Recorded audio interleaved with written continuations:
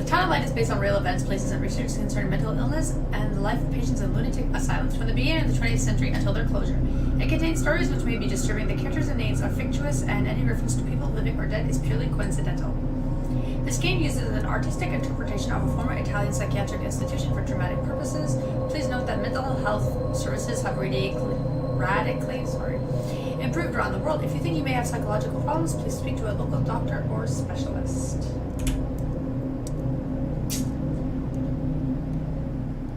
Volterra, 1942.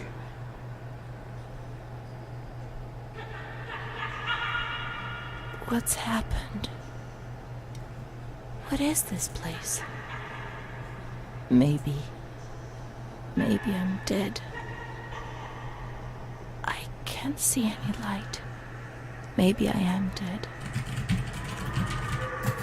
I can't get up. What's going on? What's happening to me? There's no one here, but these noises. God, my head is killing me. I can't keep my eyes open. Reality fades away, my skin is gone, every breath of wind. I always miss that ending part. Inspired by real events. Okay.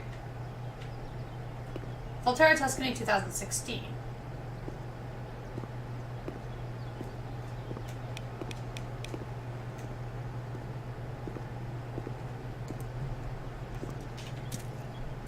So I'm just gonna do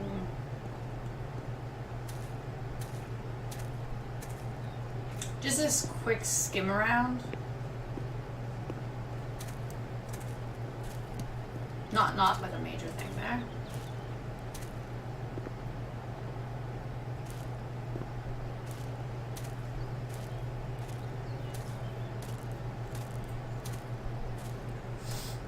I do like the fact that you can interact with some of the things, but this is cool.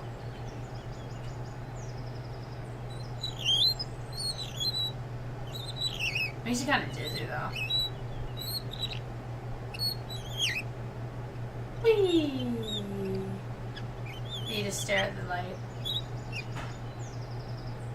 Anyways. A is to open, close, and use.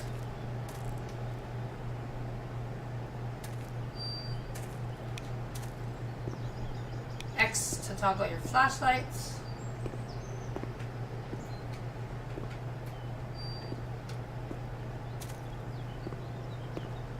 It's like, give me the shovel, thank you very much.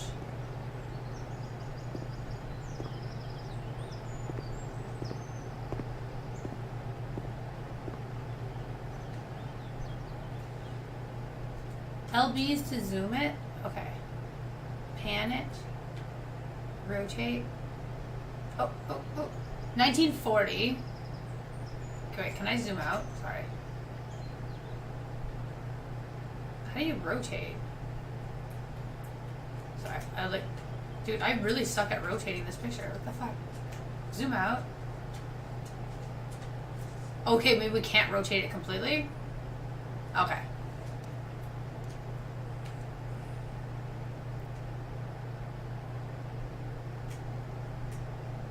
Claude Bernard. We don't get to keep the pictures? Cigarettes. A two-way speaker.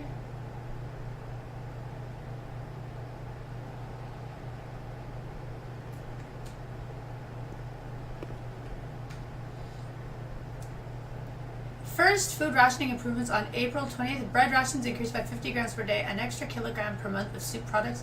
Agricultural labor treatments reform, extraordinary marmalade distribution. Incredible anti-aircraft victory. 159 aircraft shot down in 24 hours by the German Continental Air Defense. Major Russian operation northwest of Jassy? Enemy convoy scattered in the Mediterranean. 2 destroyers and 6 merchant vessels sunk. Fierce murder in San Casciano, April 14, 1944. Giula K., a young woman from a respectable family, was brutally murdered near her home. Police are investigating possible political motive emerges. Giula K., distressed but held up by their faith, her mother Irene E., Father Eric, and Sister Martha delivered the grievous news. The funeral will take place in La Romola on Sunday, April 16th at 3:30 p.m., starting from the house of the deceased, April 13th, 1944.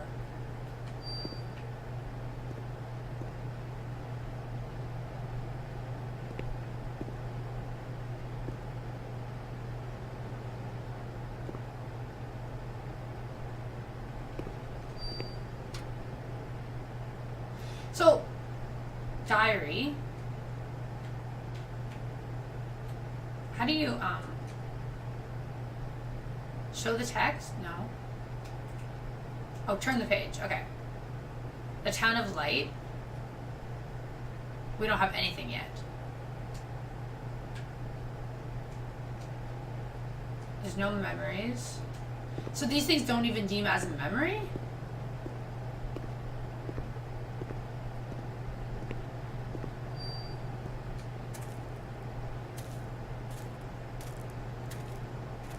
But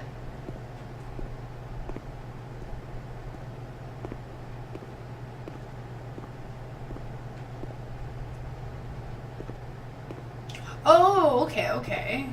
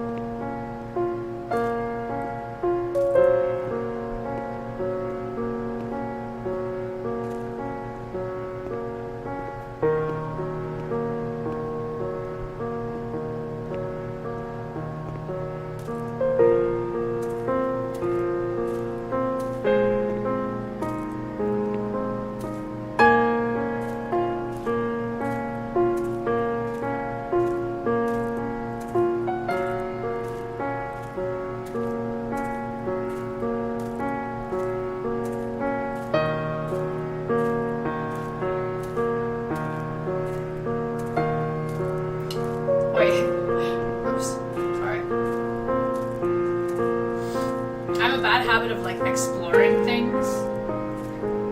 So it's like you see like the hole and you're like, okay, I'm just gonna go over here now.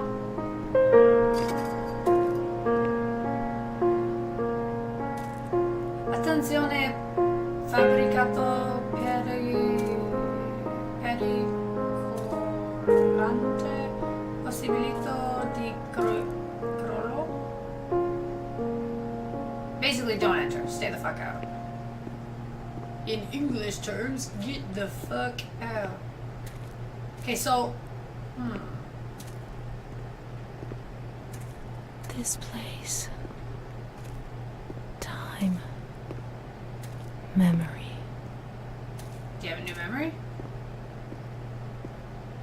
It's actually really pretty though, when you stop and like ignore the creepiness of what could potentially happen because you have no freaking idea. It's locked. Who wants to enter? Like, not me.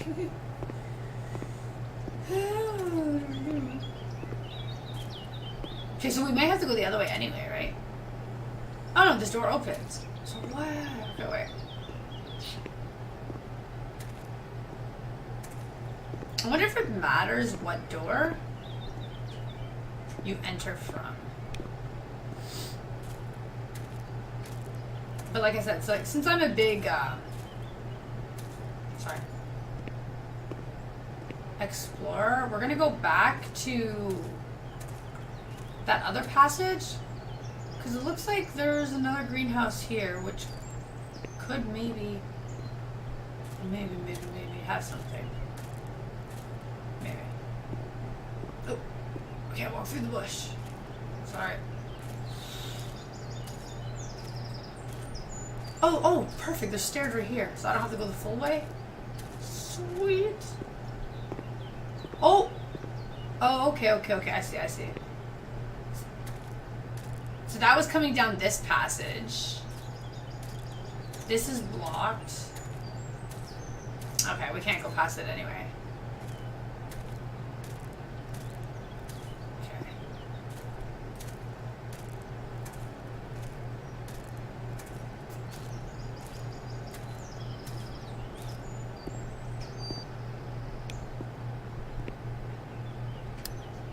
There is no power. The master switch is near the Calm Woman ward. The increasing number of cases of attempted suicide requires that a definite stand be taken against this behavior. Our current position is to consider these behaviors as highly deviant, disgraceful, and unpatriotic, especially in the case of young girls. Please provide us with enlightenment on the subject. Illegible signature.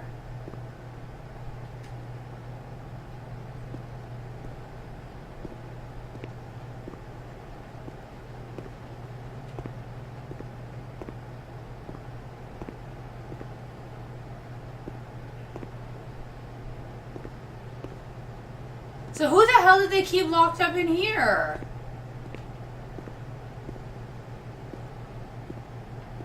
No wonder people want to forget. Experience. Charlotte displays time memory. Okay. Diary. Did I find any diaries? Still nothing yet. So, memories, nothing. Medical. Oh, shit. Wait, sorry. I don't know what these mean at the bottom, though. So... Oh, shit. Sorry. Rotate? Can't rotate. What does pan mean, anyway?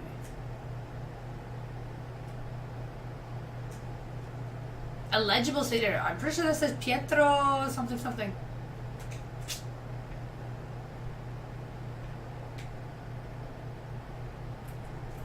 What does pan mean? Okay. I found the creepy cellar.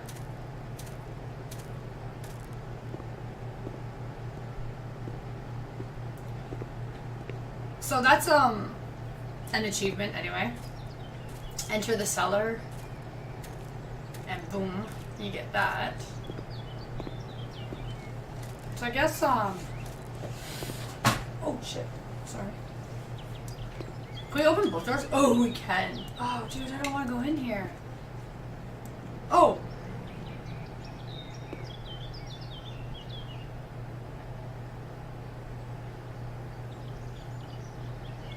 Wow, whoa, whoa, whoa, whoa. That was like messed up. Oh my god. What the fuck? My keyboard just started glowing red. Like I've got like lights on my keyboard and the stupid colors just turned red at that moment.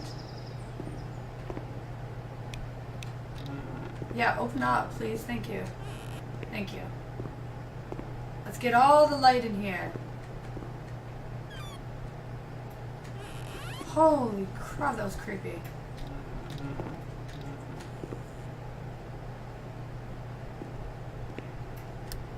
There's no power. Map key, ground floor. Admissions, waiting room, 3 stairs, conference room, visitors, toilet, tranquil ward, observation ward, refectory. Toilets, nurses room, ground parks. You are here. I am in the waiting room. Okay. I'm not gonna remember.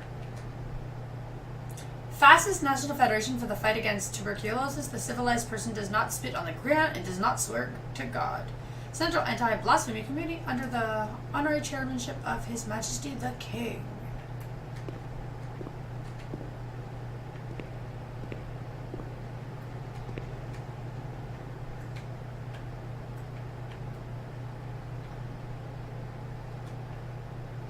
Yeah, shit. It doesn't give you much light, but I'm bound and determined to open those windows.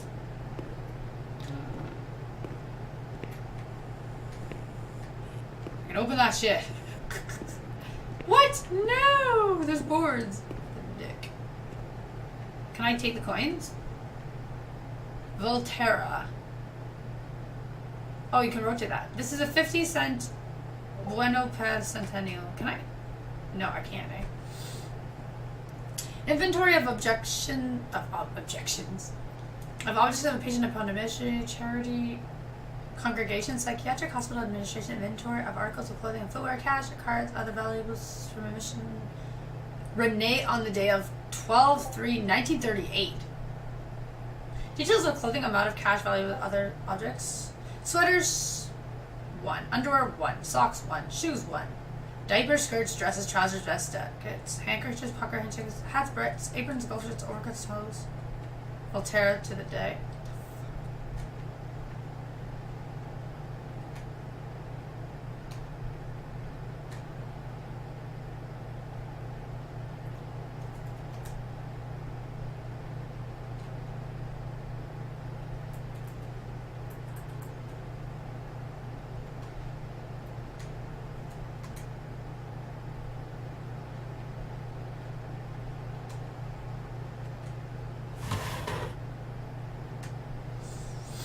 Telegram Volterra on Podesta. Please kindly notify any relatives the death of the deaths, inviting them over to cover below expenses.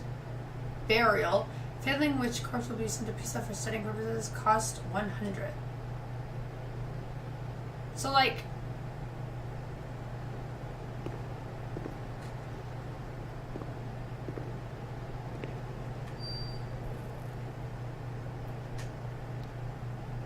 N General Prague 10327, Psychiatric Hospital Administrative File of Amara, admitted on June 15th, 1937, discharged on, transferred on, died on November 8th, 1942.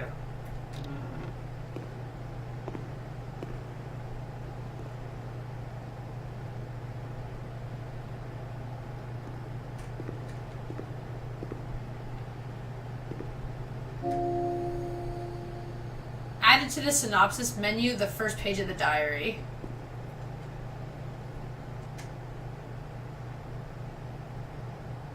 Wait.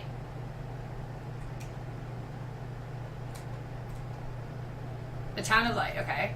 We don't have that. We don't have that. We don't have that.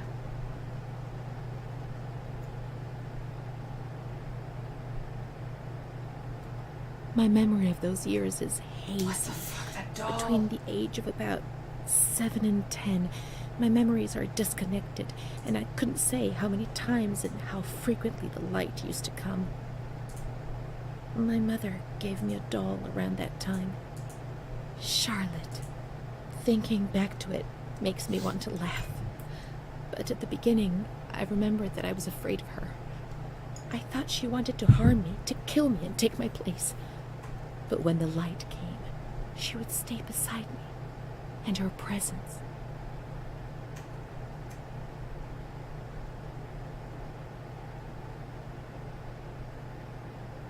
Did not disturb me. Oh, sorry. I was able to talk to her, and so she became my best friend. At least until I was in grade 2, when everything changed. She didn't laugh at me, and if I had to say something to my mother, I asked her to say it. When things inside me turned bad, she was the only one I could turn to. Now all of this makes me blush, but Charlotte was a real friend to me. I knew that she was just a doll. I wasn't stupid, but at the same time, she was real too. I don't know how to explain it. It's difficult. My mother would cuddle her and tell her things. I guess she was trying to communicate with me. But back then, I was too afraid to understand it.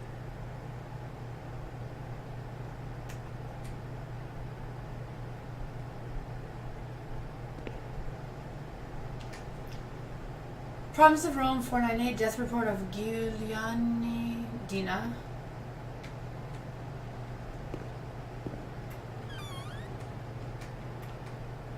Thank you.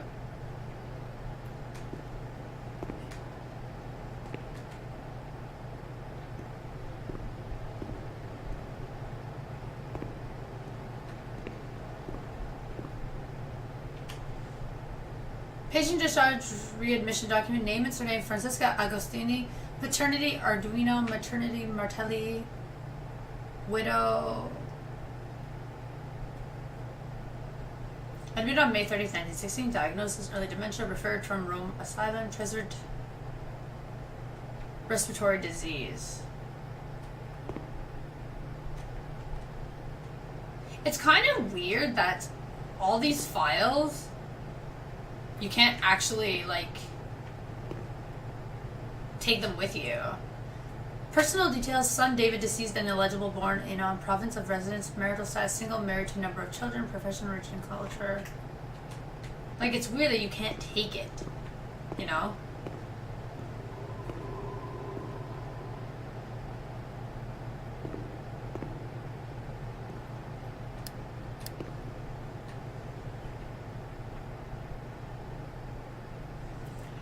A visit is granted to military patients for top purpose only to parents, brothers, sisters, wife, and children. If authorized in writing by the family, acquaintances may obtain information about the health and mental condition of patients. Calling on the doctor on duty, if such a letter is not present at the door, access will be denied. Any leave will be granted from time to time when the conditions of the patient permit it, and the requesting parent, brother, wife assures guarantee of surveillance and custody. No other persons will be granted access to patients outside the institute. Any item intended for a patient must first be authorized every time by the health authorities. Wine and spirits are strictly forbidden in any case. Right, of course.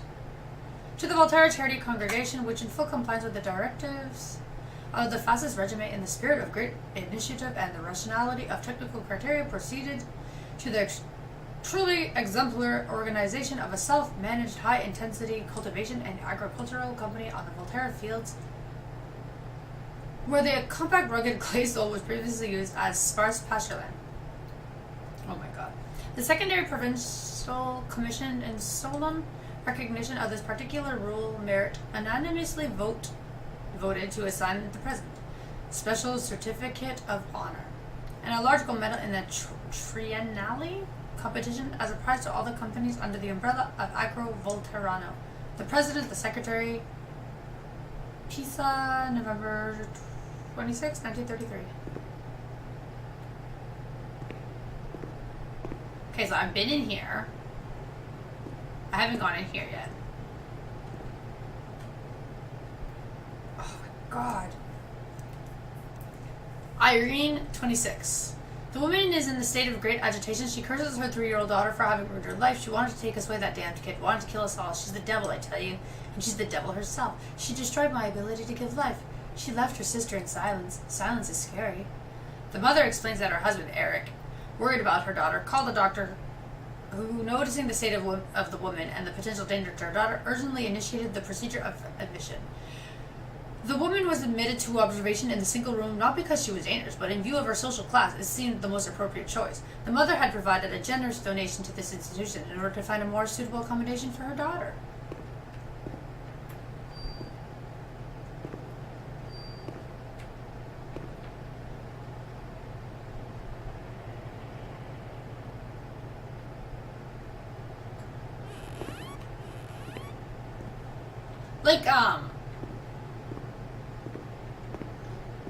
The only thing I remember clearly is Charlotte, my doll.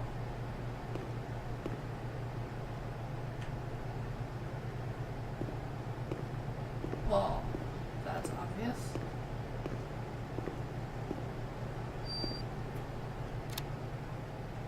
The fuck? Did I turn the power on?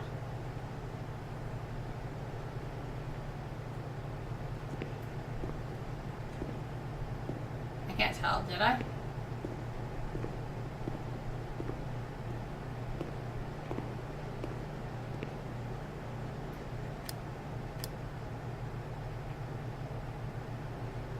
Ah!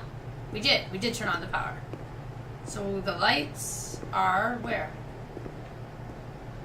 Oh no, we did turn on the lights.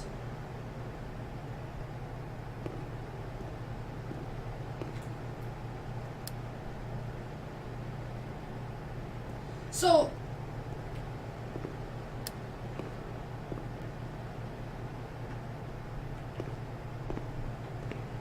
should I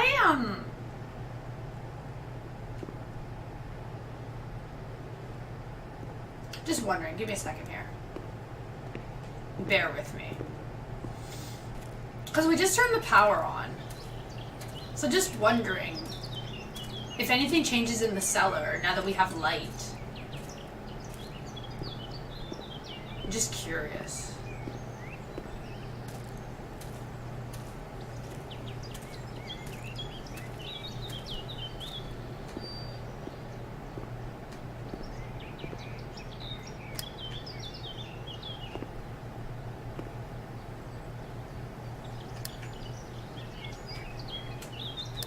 So even with the light on, nothing changes because there's no light bulb. Okay. Okay, I was just wondering, like... Because we have light now in the building. We're here. Okay, now give me 1 second here. That's her experiences. The only thing she remembers is her doll. She still has no memories. We still have no medical documents. Okay.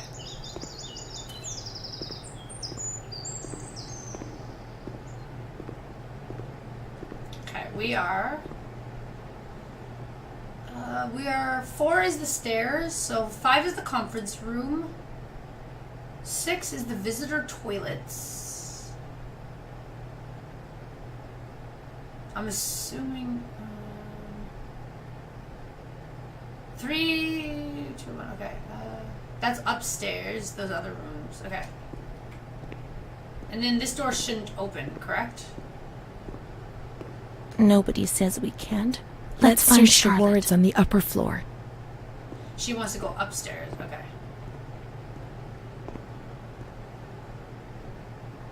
What the? Okay, sorry.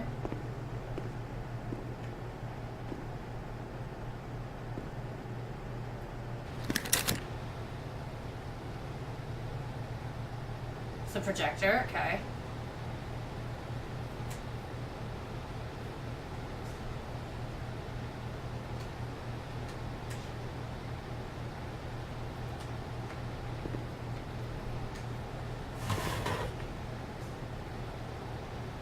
The space is the same. I'm just gonna turn. Oh, okay, I get it, okay. It's different, images, okay. Yeah, nothing cool. Sorry, what? Can I open this? Thank you. And shit, I can't reach that one. Okay. Okay, can't go there. There's nothing. That is nothing. She wants me to go. That's the stairs. Okay, wait.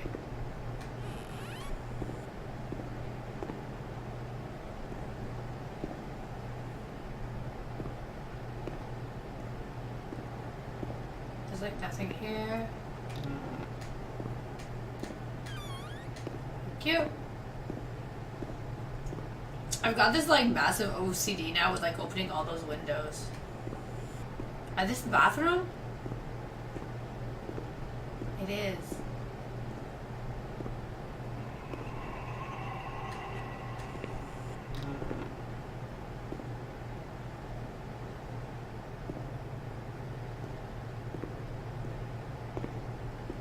Like, I messed up. No, she's freezing. She's alone. Let's look for her.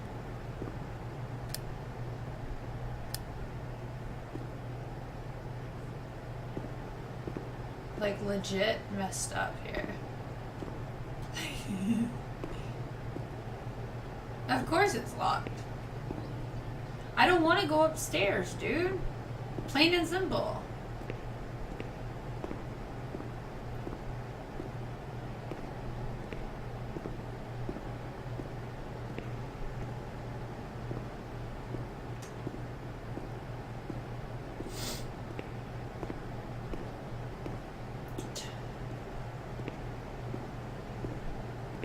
Because we're going to find my doll. My doll is named Charlotte.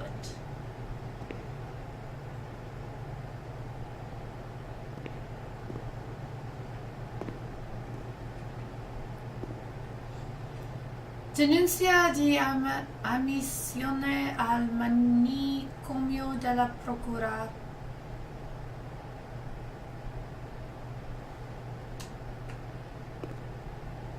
Thank you. Whoa! Did I hit that?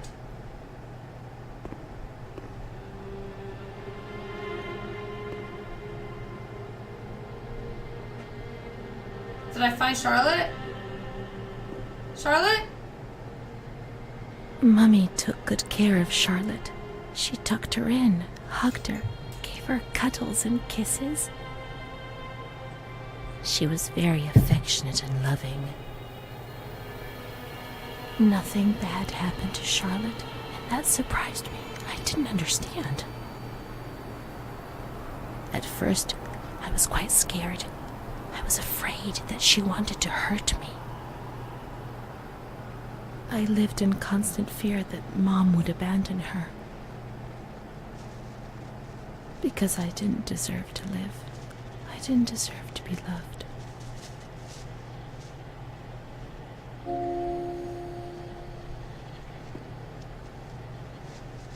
It's cold and it's dark.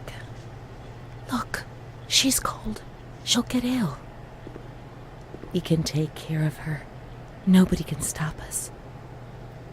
Charlotte is a good girl.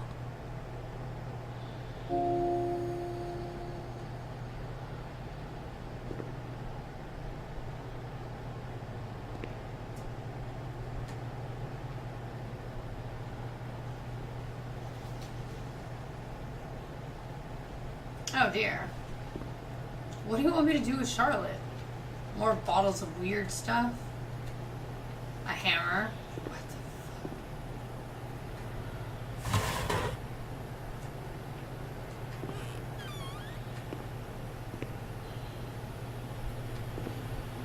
What do you want me to do with Charlotte?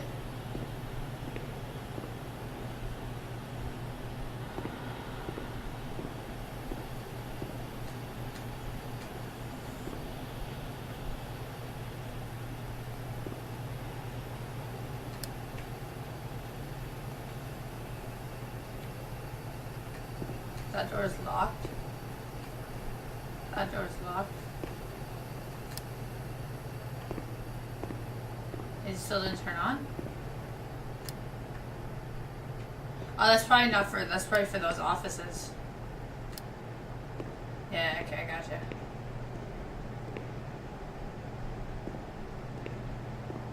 So now what do you want me to do? I'm walking around with this creepy doll.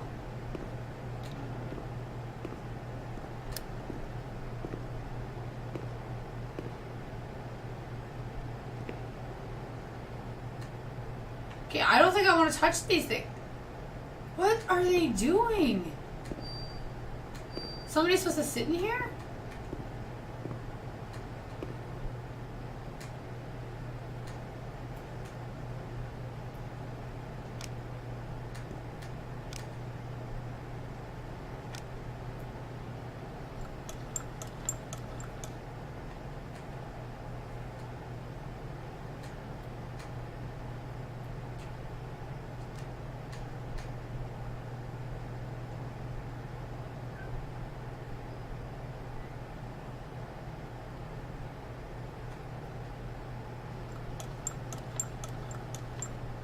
I don't know what I'm doing.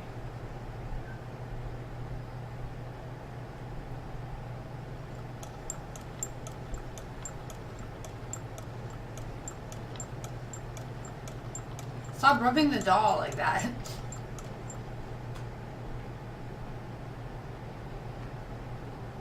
Oh, am I touching this thing?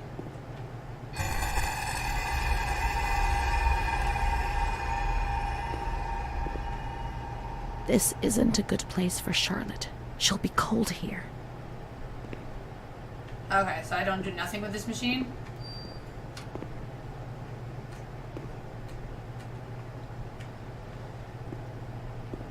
Okay, so let's not put Charlotte in here. I saw a wheelchair on the ground floor. It's comfortable there, and we can put Charlotte somewhere warm. But I want to go in here. Thank you. Wait. We'll put Charlotte there in a second, okay? Hospital transfer file name: Fanti Clemente Paterno Luigi, deceased.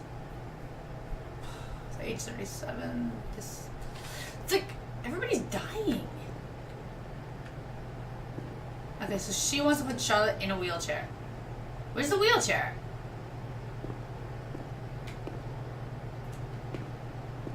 This is the wheelchair, isn't it? No? I don't like it. I don't have lights. Have I been in here? Those lamps could make the room warmer. But Charlotte's not happy. She doesn't feel well.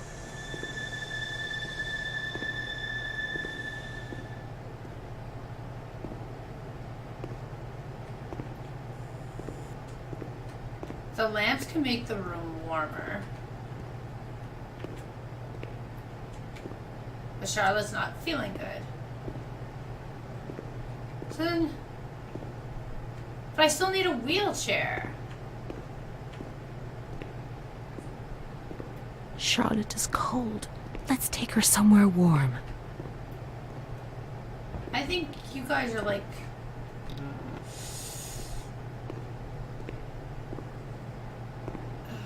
God, I don't see any wheelchairs. Except for like this thing that I clearly cannot flip. I've been there.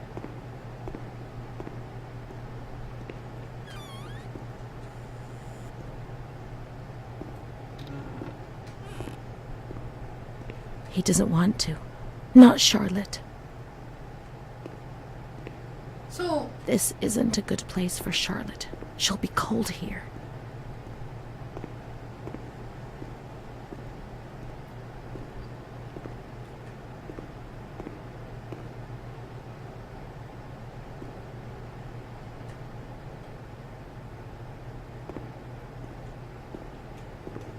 How do you close the door?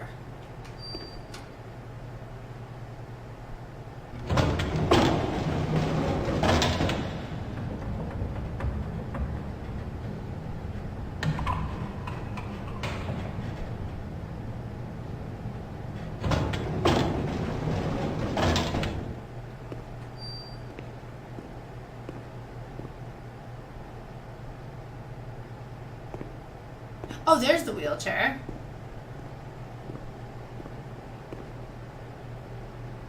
Charlotte will be comfy here. But it's cold. No, it's cold. Don't shiver, Charlotte. The cold will go away. It'll go away.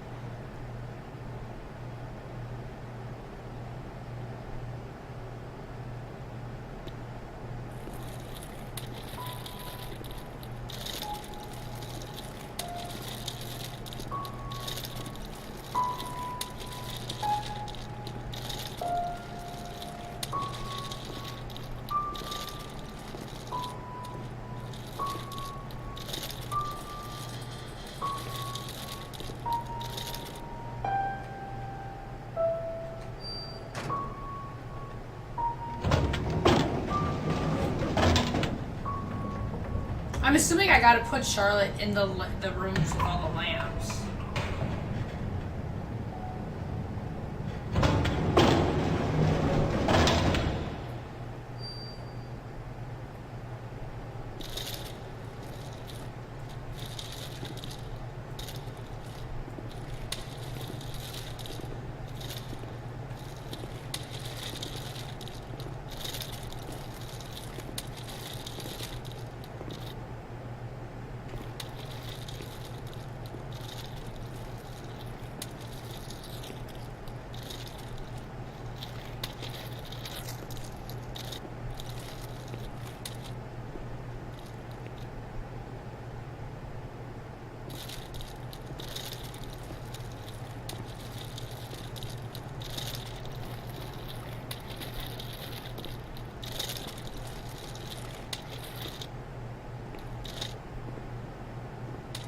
Is it this room?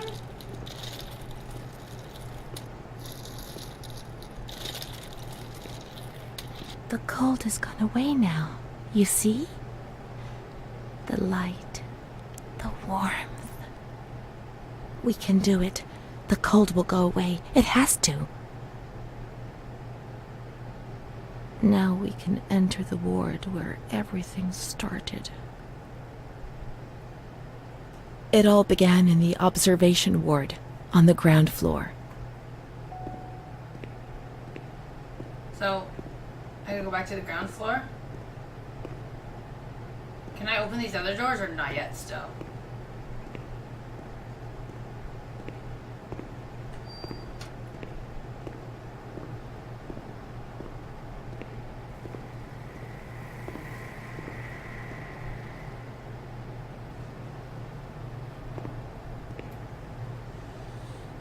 8.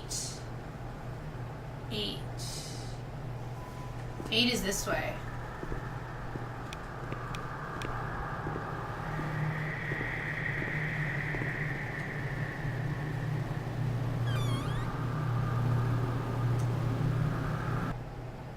Oh, sorry.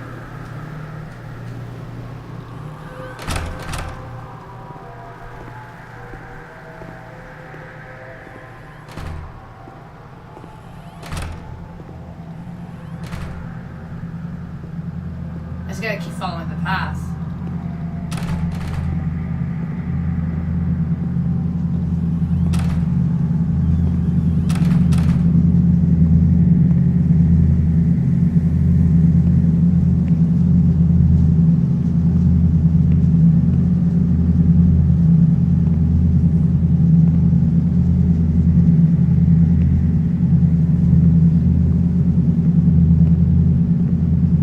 It feels like the walls are closing in. Even though that's not happening.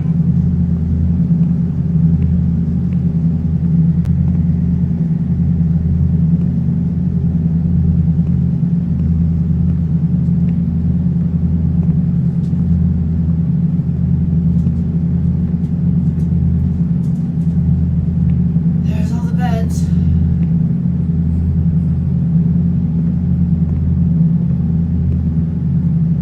Oh, it hurts.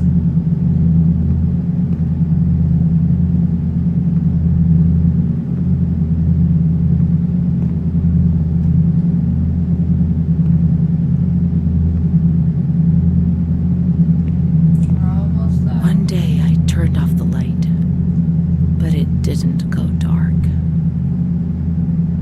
It was a limitless immensity, a blinding, merciless light. I was 16 years old, and I was afraid, always afraid, a fear that wore me down.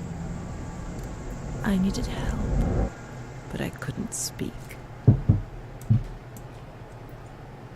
I was terrified of everything, even thinking. They said they were taking me to a place where the fear would go away, where I would get better. I stopped living in there.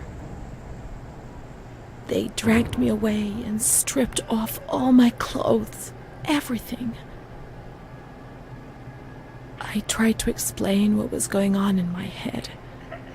They tied me to the bed for days.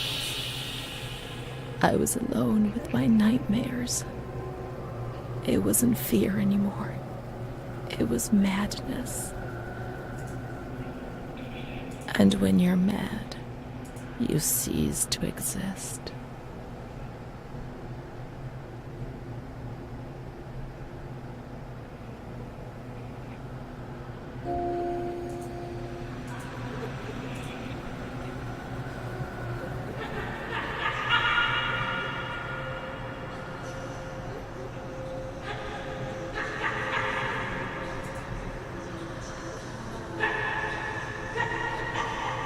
She was my only hope in this hell.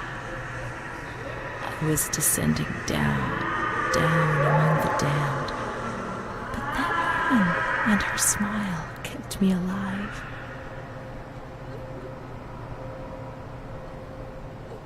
That person in the corner has no clothes on.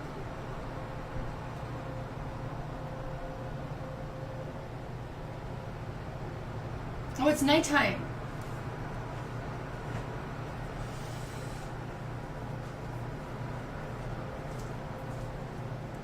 Okay. We're in chapter 3. And it's night.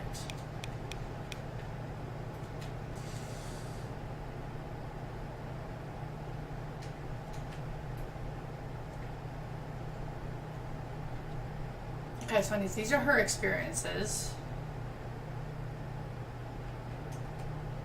My diary, I still only have that page. The memories of her mother, the hospitalization. We still have no medical things.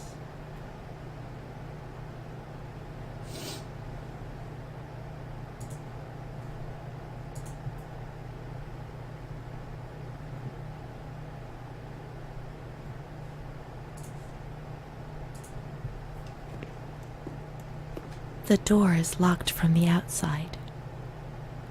Here, the doors can only be locked and unlocked from the outside.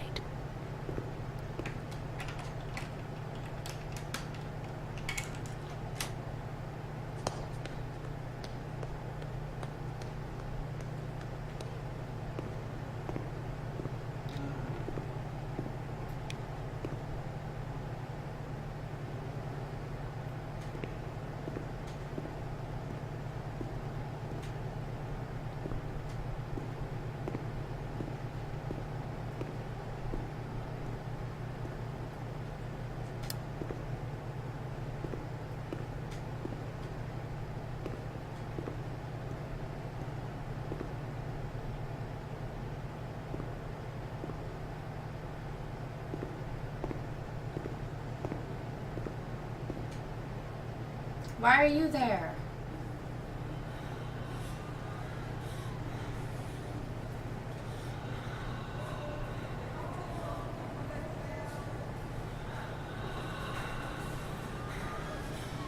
Oh, okay. It's all women.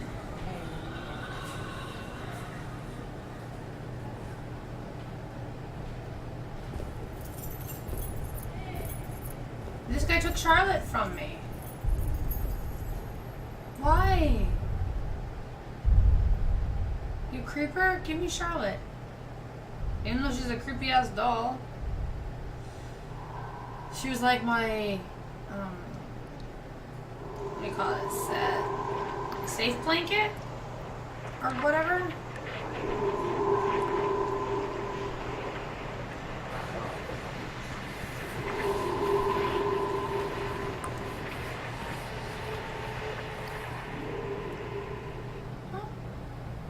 He laughed, panted, and slobbered all over me. It hurt me when he touched me. I thought I'd suddenly split open with a loud crack, and I would be shattered into pieces. I felt fragile, sick, dirty, degraded. All I could do was clutch Charlotte tightly while Renee obeyed. He was the master in the realm of light. I was being consumed by the evil act I had committed. I threw up and could feel hell getting closer and closer. Those tests the doctors did to me. They said there was something growing inside, and they wanted to drag it out of me.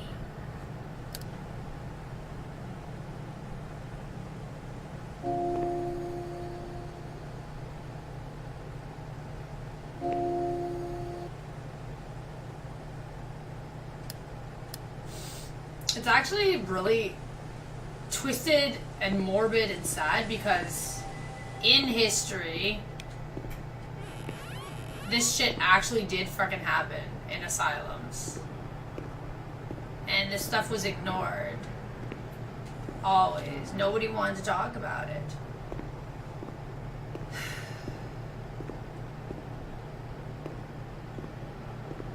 I mean, you can't blame them for not wanting to bring up the dirty history, but it's still tragic.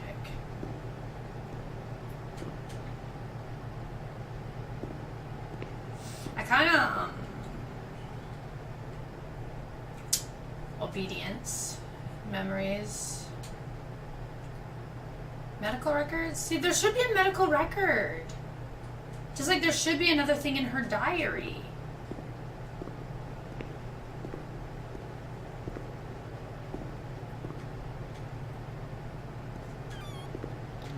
I can go outside?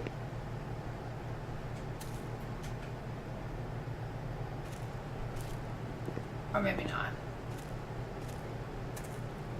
Oh yeah, it's probably nowhere, just that spot, okay.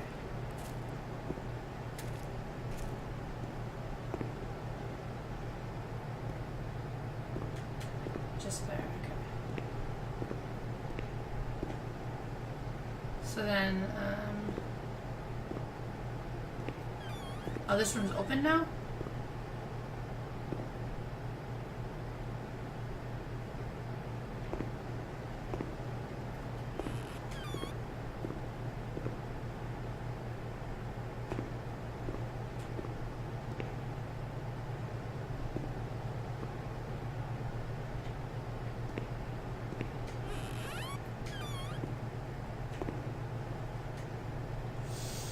Dear Mr. Director, the present letter is to recommend you to your precious attention Mrs. Irene K. admitted in your institute last April. Sure of your special attention to the unfortunate woman or your friend, I beg you to provide her everything you need. The family will satisfy every expense. For any concerns, please contact that dude. Contact that dude. Okay, so sorry. So this is the room where we found Charlotte. Hey, it's daytime again. Charlotte's gone.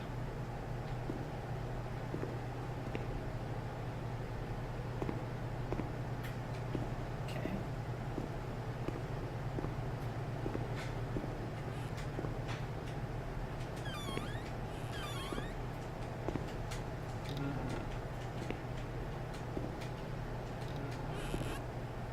I can't really touch all the windows, but I can do that.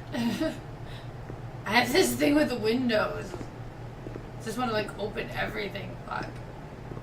Oh, everything's open now.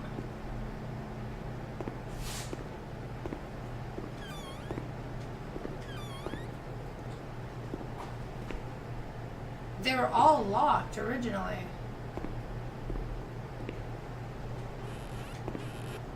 This is the infirmary.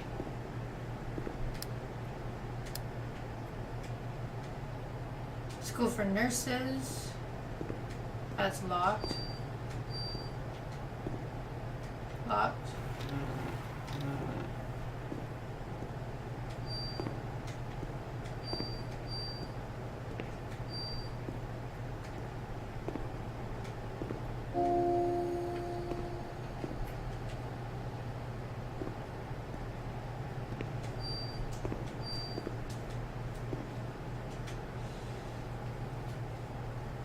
I've been working at this institution for 5 years now. I'm a simple person, I'm not educated, and I feel embarrassed about writing to you. I always try to look on the bright side, but sometimes we are called upon to do difficult things. That's our duty, and I well understand and accept it.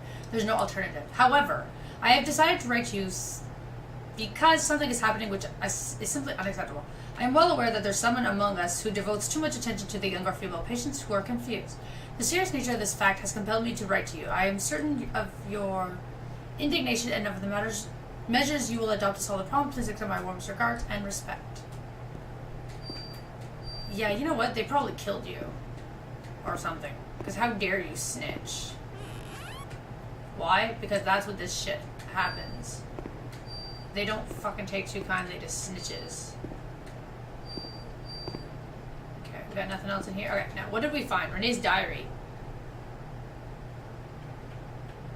Holy... Are the diary pages not in order that we find them?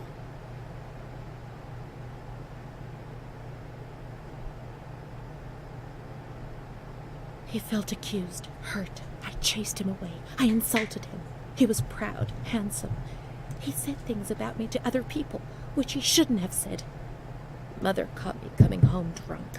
She beat me and sent me to speak to Don Gino every day. He came back and tried to speak to me. I think he liked me. Sometimes I sent him packing and I started shouting at him. But other times I embraced him. I held him tight and loved him.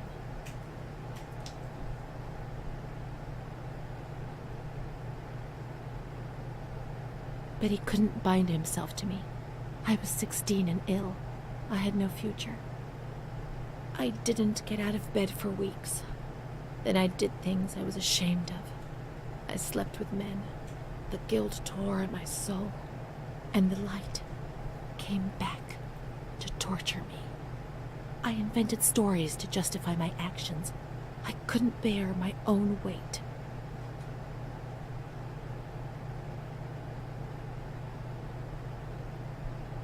Mom found out about it. Her voice split my head.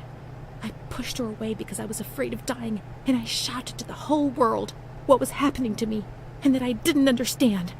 The police arrived and they carted me away. I remember the onlookers shaking their heads. They would be better off without me, cleansed of shame, with something to talk about for a while. That's the last page of the diary. Well, that's frickin' weird.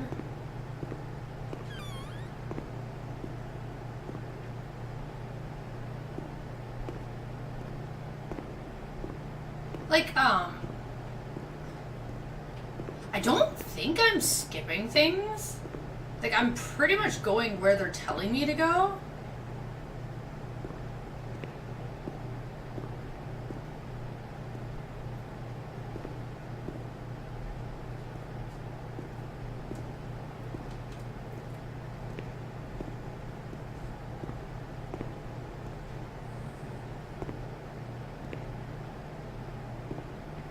So it's like... She stayed with Renee during those terrible medical examinations, and that gave her the strength to survive.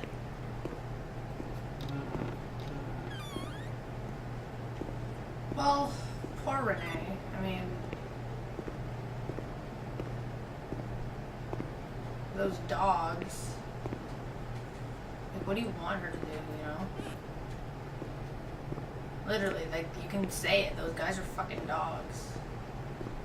Can I open? No.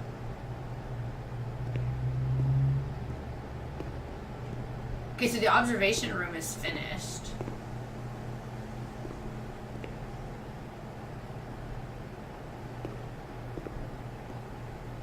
Oh, yeah, okay, I was like... You are here. Right. So can I enter the Tranquil ward yet, or not yet?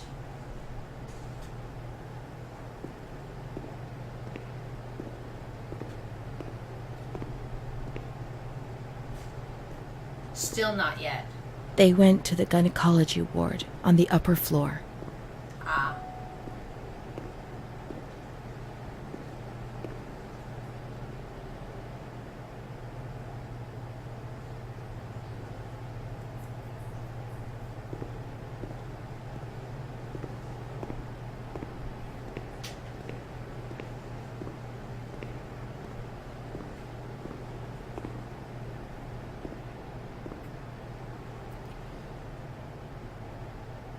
Gynecology is room 4. Oh, it's right there. Radiology, I mean, sorry. Can I, just checking. Not yet, okay. So we have to go to gynecology.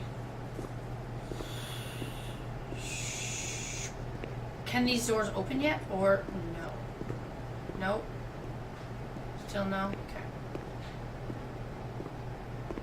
So this is gynecology. This is fucking gross. Sorry.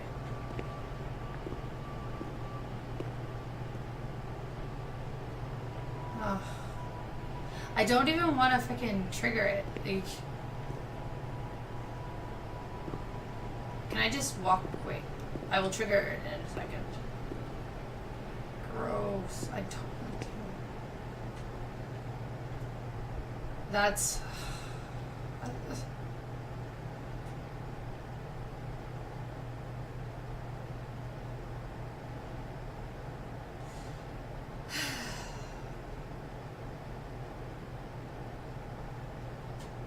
like... Can I go around the desk? No, okay. August 21st, 1938. Confidential. Dear A, I know what you think about these things, so I'm referring a patient to you, Renee T. This wretched girl got out of control and caused trouble in the grounds. She's almost 3 months pregnant. The nurses should be more alert. I'm examining the girl on the 28th. I'll handle things very carefully, don't worry. We don't want to make matters worse. Then they said that Renee was crazy, and that the illness was all in her head. Careful, little girl, careful. I was scared, and I didn't talk to anyone about the illness. Only her. Not even the other doctor. He never touched Renee. He just wrote things down. You can tell me everything. Don't be afraid, he said. Everything's going to be fine. Do you want to know what I am writing? I note down what I observe in you, everything I see. He didn't hate Renee. He tried to help her, but he rarely examined her in those small surgeries.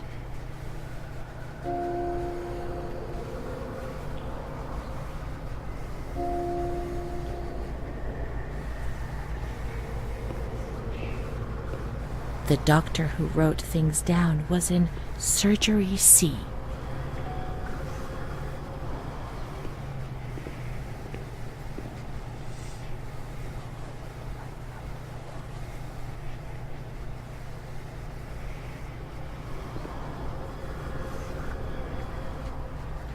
Medical examinations, the obedience. Surgery C. That's B. That's C. Okay, we're gonna go in C after. Check here first. Thank you.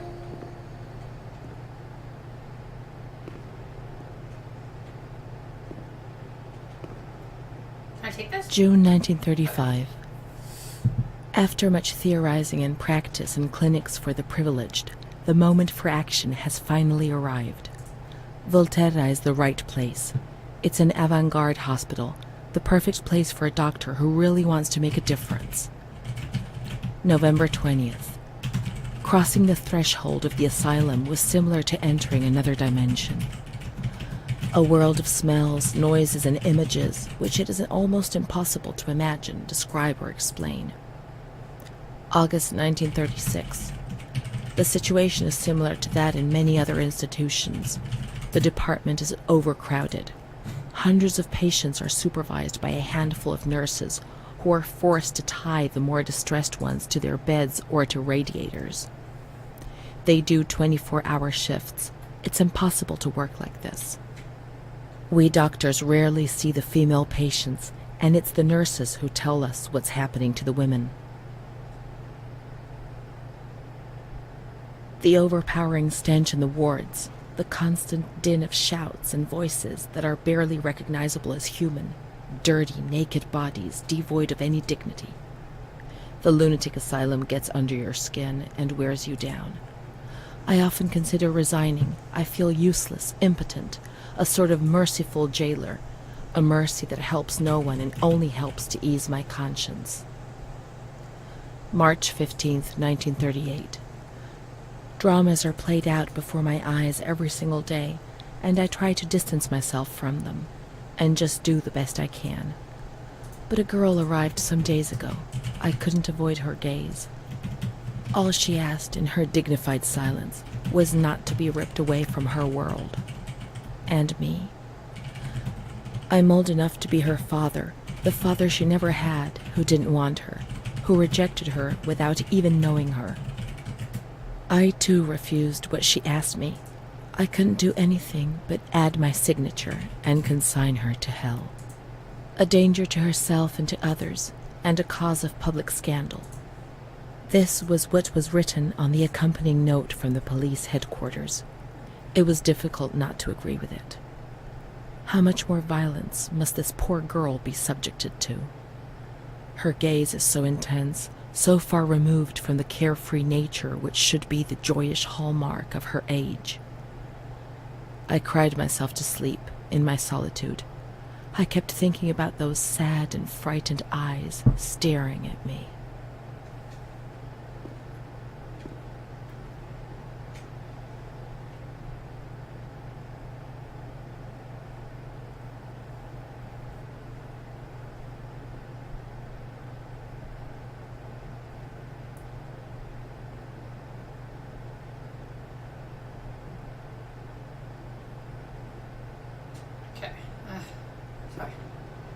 just like,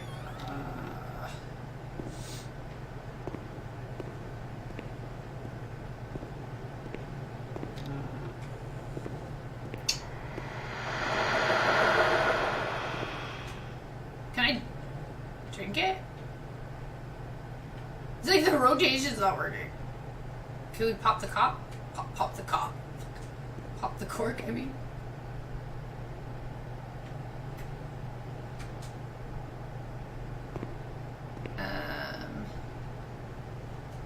Pictures of the brain. Wait, why is it going in through the nose?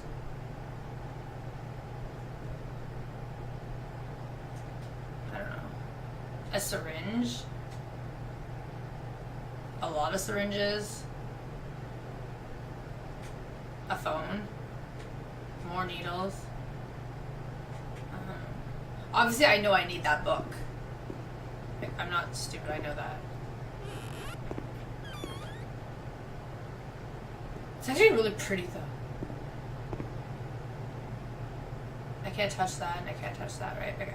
Can I open the desk? Can I take this? No. Oh, shit. Shit. That's not. I'm talking about the memos inside the desk. No way. Okay. So just this. March 12th, 1938. Renee T., 16 years old. Menstruation at age 12. Housewife. Father unknown. Mother a seamstress. Admitted in observation yesterday morning from Pontedera, accompanied by a police officer authorized by the examining magistrate of the Court of Pisa to be admitted for a psychiatric evaluation, which I have carried out. Medical certificate. Mental illness preceded by warning signs. Has suffered from depression for a year, believing she had tuberculosis. Food deprivation. We can't read this document. It is forbidden. We mustn't. If they find out, there will be trouble. We can't read this document. It is forbidden. We must. If they find out, there'll be trouble. It talks about Renee. It talks about you. We have to read it. Don't be scared. Nothing will happen to you. That's true. We should not read it. We're reading it. Oh! Have you ever wondered who you are? Yes, of course you've wondered. That's what the choices are about. Have you ever wondered who you are? Of course, a relative, maybe your child? I don't know. It doesn't matter. I'm here for you.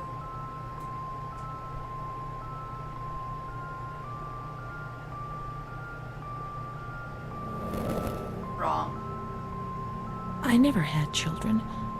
I don't think. Let's read it. I must understand. I must remember. She is frightened, hears noises and ghosts. Shit, I got it wrong. Presents serious signs of anxiety, psychosis. Suffers from hallucinations. She is anxious, confused. Her expression is distressed, a questioning look as if terrified. Disoriented. She feels confused, hears voices shouting in her head. She doesn't understand things properly. She has been feeling unwell for 2 or 3 Right, months. because she's pregnant. When questioned, she replies, "My mother wants to hurt me. I am always scared of her. She chases me." "Why are you here?" "I argued with my mother and was so upset that I felt like my head was spinning. There was a woman there who wanted to force me into a life of prostitution. They wanted to condemn me to be burned at the stake. Children whispered, called my name." March 16th. She couldn't sleep last night. They wanted to condemn her to be burned at the stake. April 4th. Transferred to the calm ward, still under my supervision. "Yes, that's true. The ward where Amara was. Yes, the stake. The children wanted to burn Renee. She had to pay for what she'd done, like witches at the stake." Was this what frightened you? They were just hallucinations. What had you done to be deserved to be punished?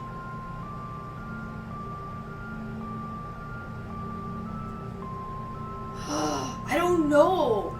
The ward where Amara was just the stake. The children wanted to burn Renee. What had she done? What had you done to be deserved to be punished?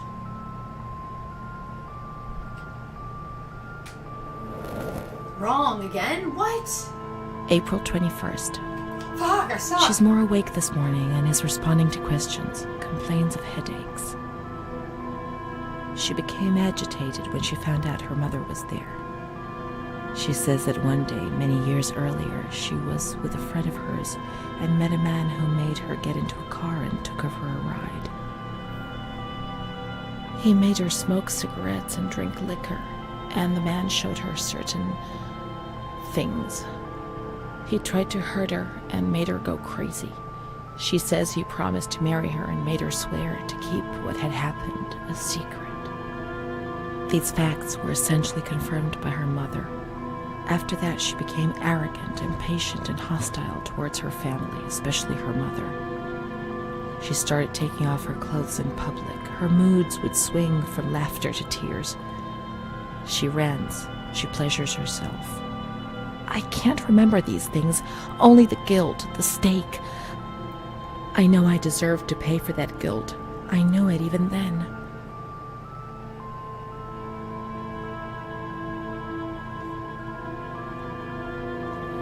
Okay. She was uncooperative during the examination. She didn't want to be stripped, and her body remained rigid. Voluntary attention almost totally absent. Probable hallucinations. April 25th. Confused ideas, unable to maintain a spontaneous conversation. Reflexes all normal. Reactive pupils. Let's find Amara, and we'll find the full medical records.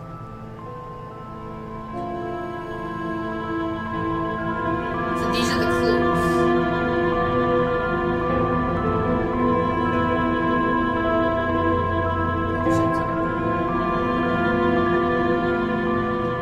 And then the diary.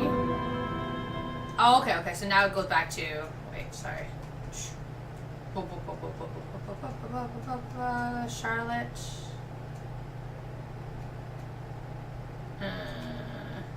Here. There.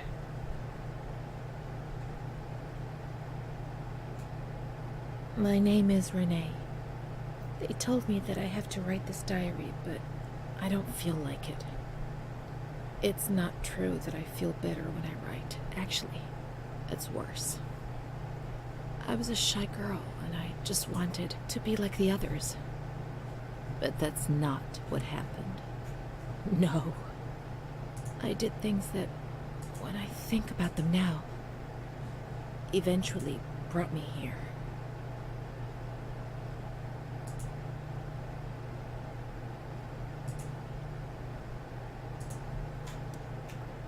Oops. Sorry.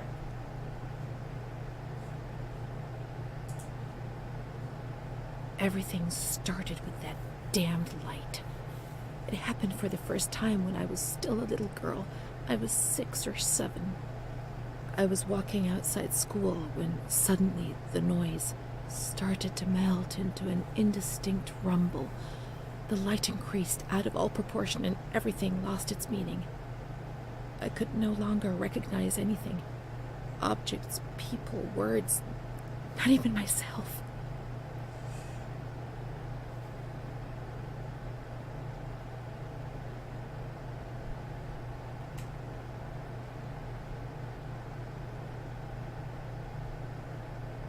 I felt fear as a physical sensation. It prevented me from moving, from swallowing, from breathing. After God knows how long, everything went back to normal. But a new fear replaced the old one. Different, but terrible. Of the light coming back. And it did come back. And then we're back to the doll. Okay. So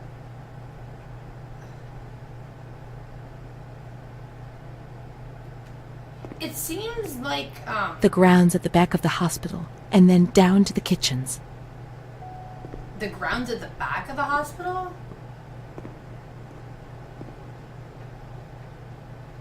How the frick do you get to the grounds at the back of the hospital? Eye clinic, inpatient surgeries. So it's obviously it's downstairs somewhere. What was I gonna say there? No. The grounds at the back of the hospital. Oh, maybe the other door's open now. Oh, what's this? Oh yeah. Wait, sorry. Okay, I hope to God that there's no password for anything. Nothing there, okay. Okay, I think I know the door.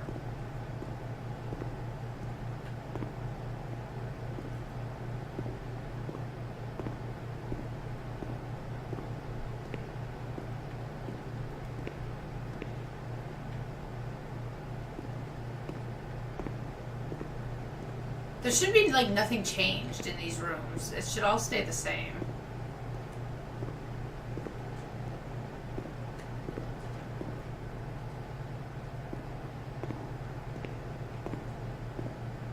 There's gotta be, oh, maybe this way now. Maybe this door opens finally?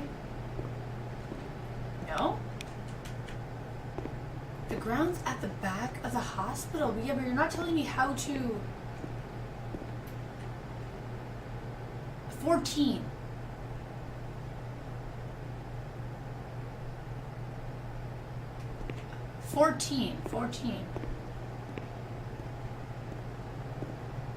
Oh, it's open now.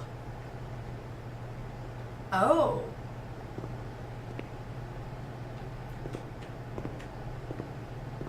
This is the road we used to take. If it weren't for her, in the grounds on that bench in spring, so many days. It was an escape, watching nature around us as she talked and smiled. And then there were the kitchens. Sometimes we stole food and ran back to the bench to eat it in secret, and we laughed.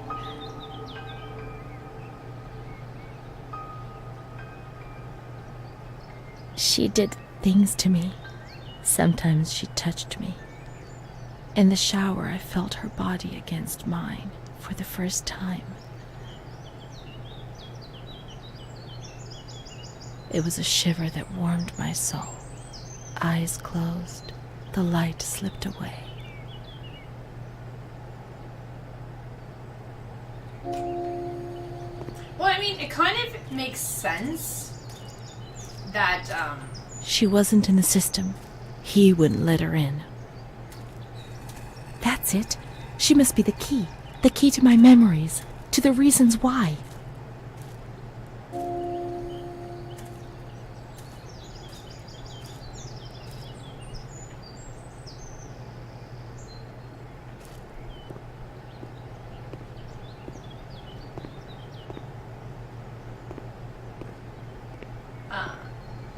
see, my brain just blanked again.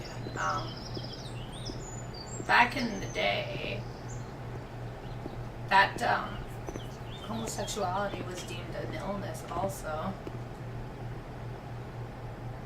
So, like, it kind of... I'm gonna come back here in a second. I want to just go look the other way. It kind of makes sense why they... Nature helped me to forget, Punish to them? escape from the system. So then you can go down this way too.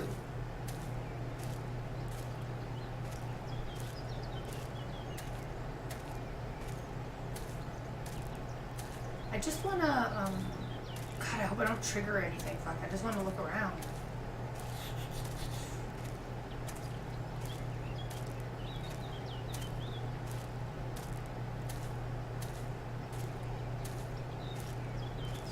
Like, it should be okay. Because I think I have, like, they want me to go down that other place, so. And yeah, we're just looking.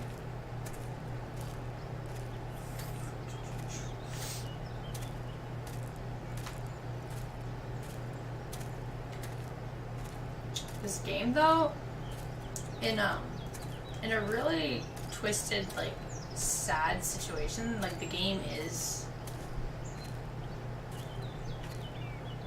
beautiful, but tragic because of everything that's happened. And I'm sure somewhere this stuff still happens. which makes it even more tragic. The scent of spring. The land of light was far away, and we spent the days chatting on the stone benches.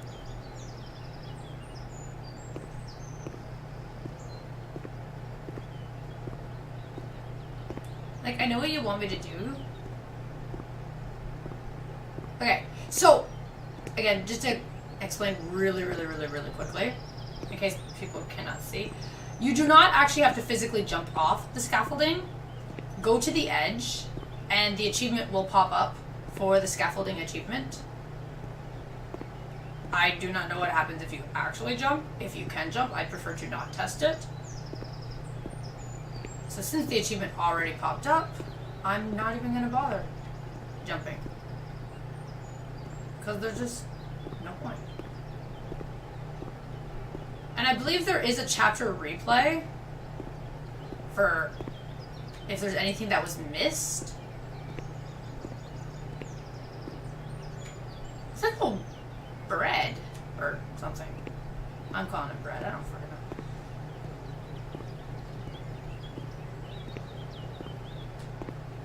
It is. This does not look like loaves of bread. Wait, I can't go? Okay, I was like, dude. See, there's still the ladder there. Oh my god. Sorry.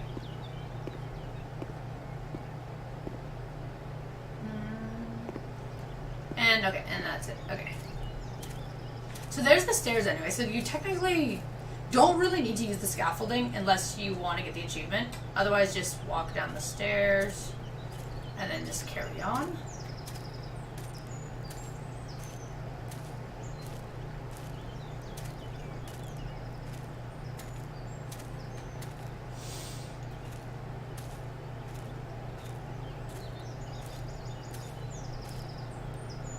Oh, my face.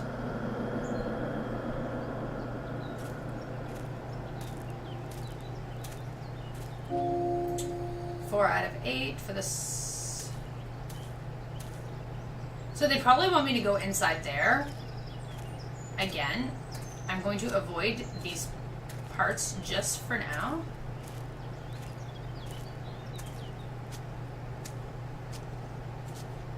Because we are finally outside, and we are at the greenhouses. Oh, can I sit? Okay, so sitting and watching doesn't really do anything. Okay.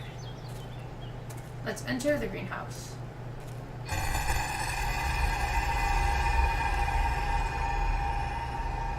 Oh!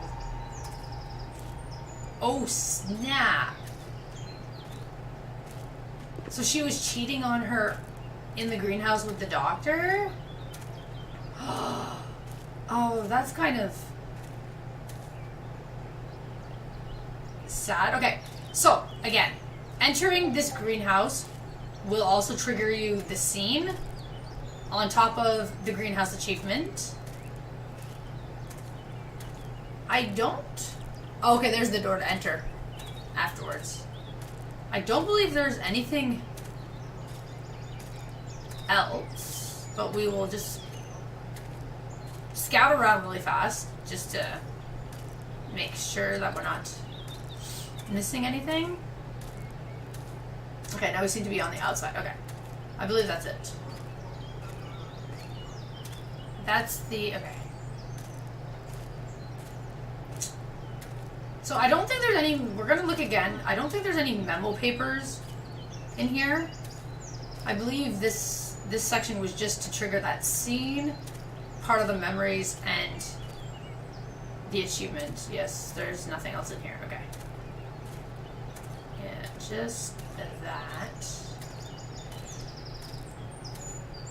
Okay, now, before we go in here, let's look again. So, experience. The park, we have that little thing. Diary. Back to Charlotte's stuff. Again, skip.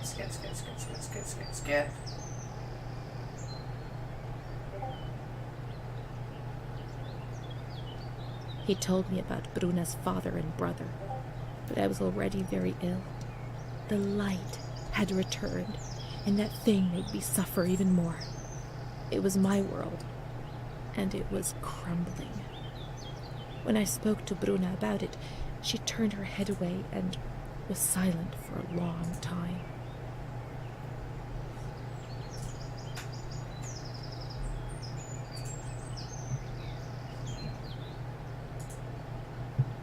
Prince Charming doesn't exist, Renee. At least not for us. I was 14 years old. I didn't think it was possible for a boy to look at me and desire me. When he asked me if I wanted to go for a walk, I didn't say anything. I didn't even have the courage to look at him.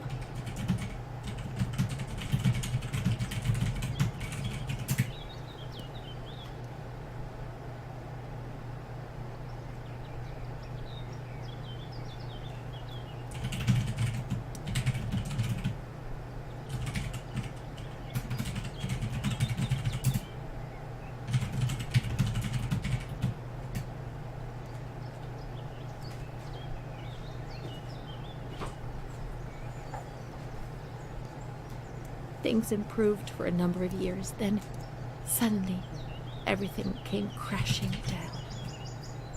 One evening I came home drunk, and the following morning a terrible crisis overcame me all of a sudden. What had I done? I was terrified. I thought I'd lost my sight. The light burned my eyes from inside. The memories of the previous day emerged in bursts, images, flashes, which unleashed something monstrous inside me. Repetition of words was no longer sufficient. Now there was a voice in my head which repeated them louder than I did, and they were words of accusation and blame. So I covered my ears and shouted and hit my head against the wall and threw up.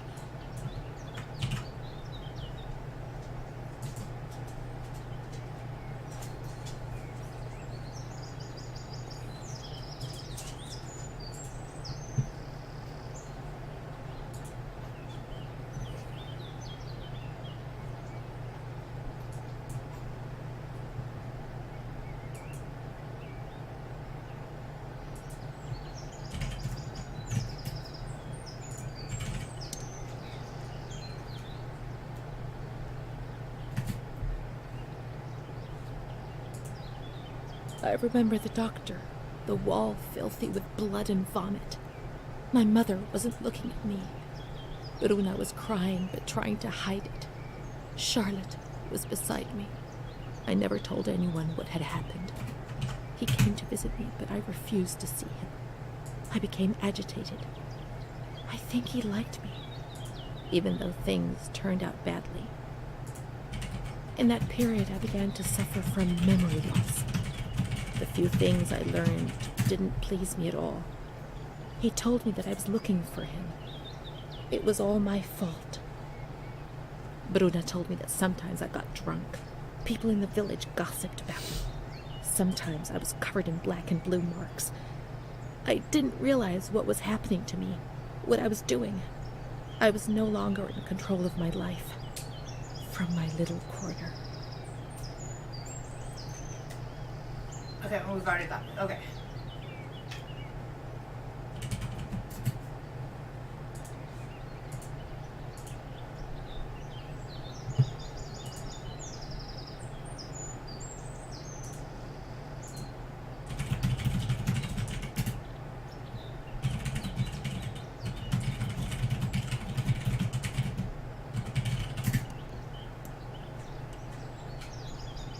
Okay, so she remembers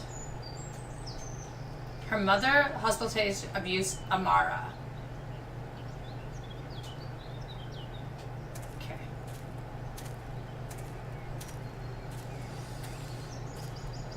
So this is what... Let's look for Amara in the kitchens in the basement of the building, behind the greenhouse. So, in the kitchens. Kitchen. Can I take this? No. Okay. Whoa! Come on, let's look everywhere. She must be here, I'm certain. Okay, but calm down. You don't have to have, like, the door be all creepy and close on me and shit.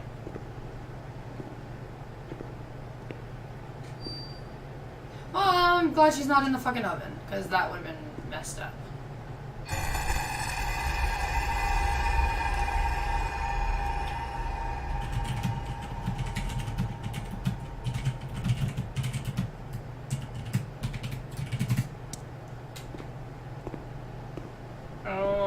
Wait, does that actually count? Oh, it does count. Nope.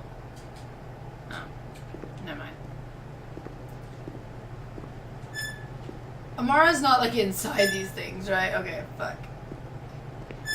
Like... Keep looking. We mustn't give up. Oh, sorry.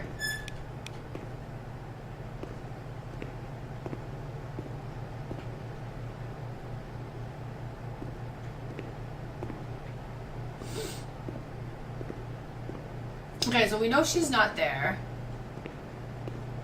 Obviously, they want you to check here. Where could she be? We've got to talk to her. Everything will be all right. But being here now, I don't like it. Come on, let's look for her quickly.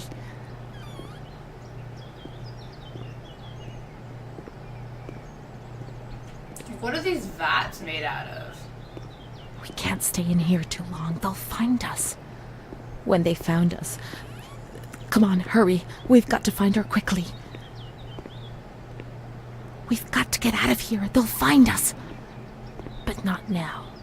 Not yet. Amara's not here. Maybe she's in the showers. We can find her there. The water was often cold. When it was cold, we ran away. But when it was hot, then she came to Renee, under that cruel white light. I can still feel the shivers her body gave me. Am I supposed to touch? Everything must return to how it was. If we recreate that magic, she'll come to us.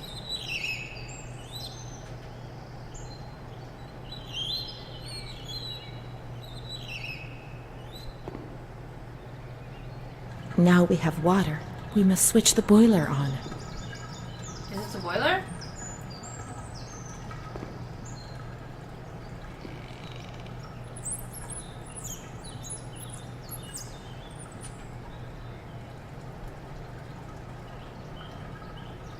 I don't know, I can't read these signs.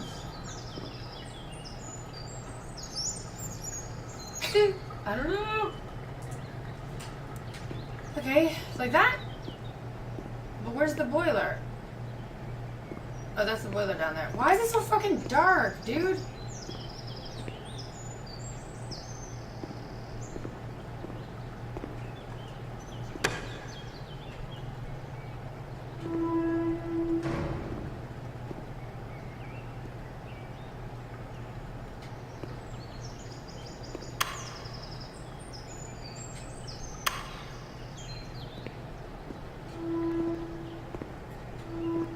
Are these the boilers, right? Okay, this is on. That's on.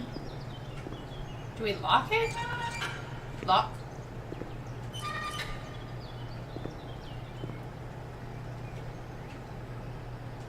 Lock. We good to go? Do I have to lock this guy too?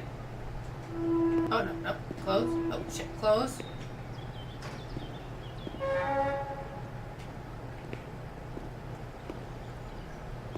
Do I have to flick this? I don't know. I don't like it because it's super dark. Oh, there's supposed to be a power button? Sorry. Aha! Now everything is ready. We can go to the bathrooms. We can go along that narrow corridor in the kitchens. We'll meet her in the showers, yes.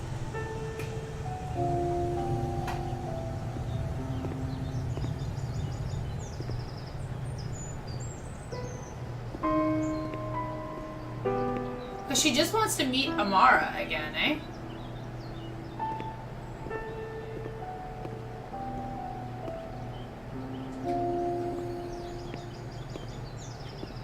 I'll look at that in a second. The narrow passage in the kitchens. They're talking about this one. Yeah.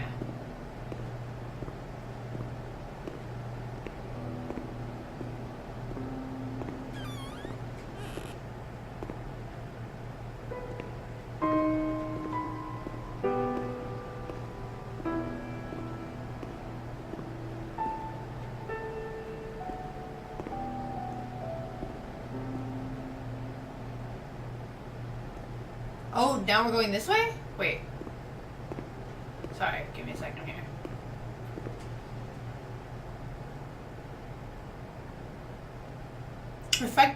Refectory, toilets, grounds, waiting room, stairs, conference room, visitor toilets. This is shower room, right? Now everything is ready. We can go to the bathrooms. We can go along that narrow corridor in the kitchens. Showers. We'll meet her in the showers, yes.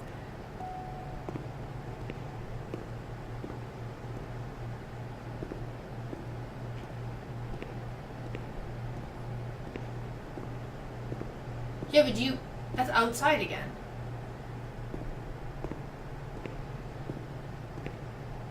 Where do you mean is the showers, though?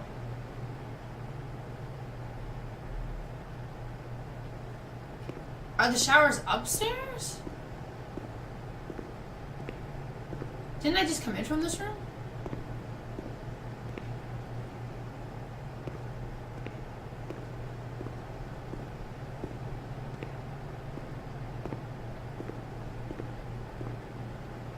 Yeah, I just came in from this way. Okay. That was the other passage, okay. Sorry. So the showers would be...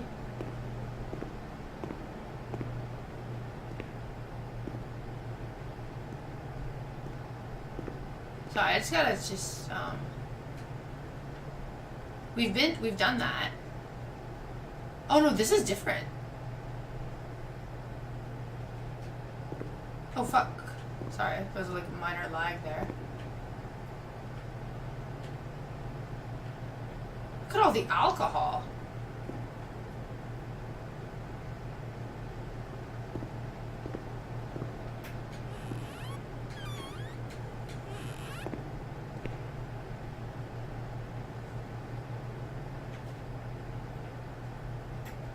Okay.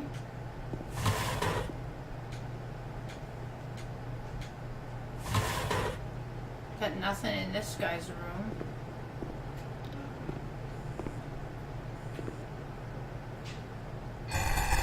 Okay.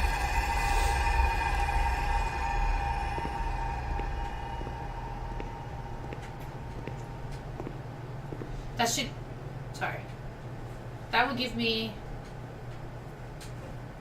I have no idea.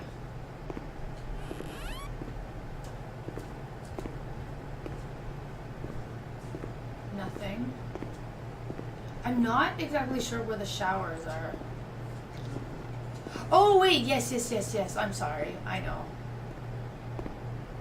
I just need to just check to make sure that nothing has changed. It's like this room.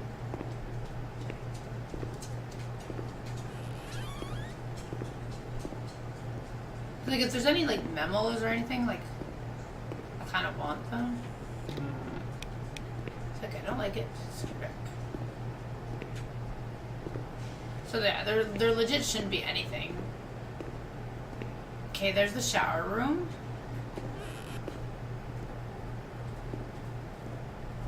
So, just... Okay, there's nothing here.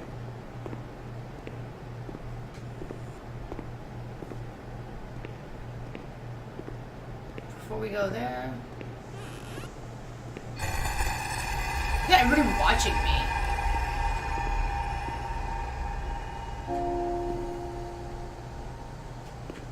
$1930.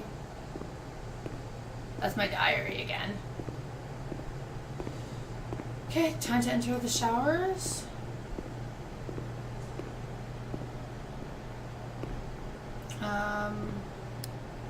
Everything's ready. Let's get undressed and leave our clothes on the hooks in the changing rooms.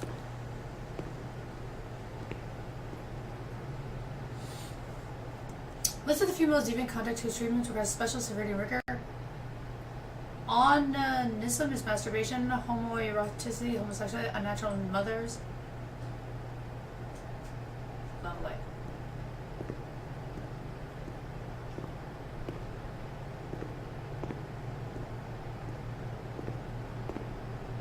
Use He told me to put my clothes... Where? Oh. Okay.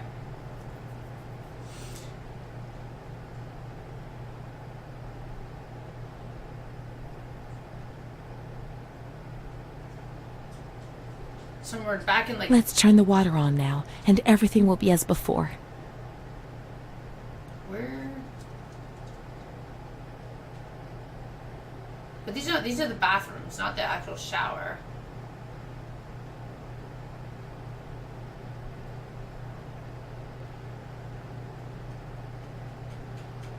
Where do I turn the water on? Hello? I'm sorry, I'm a little lost in this weird bathroom. I'm not exactly sure where am I supposed to turn the water on. Oh, right there. Got it.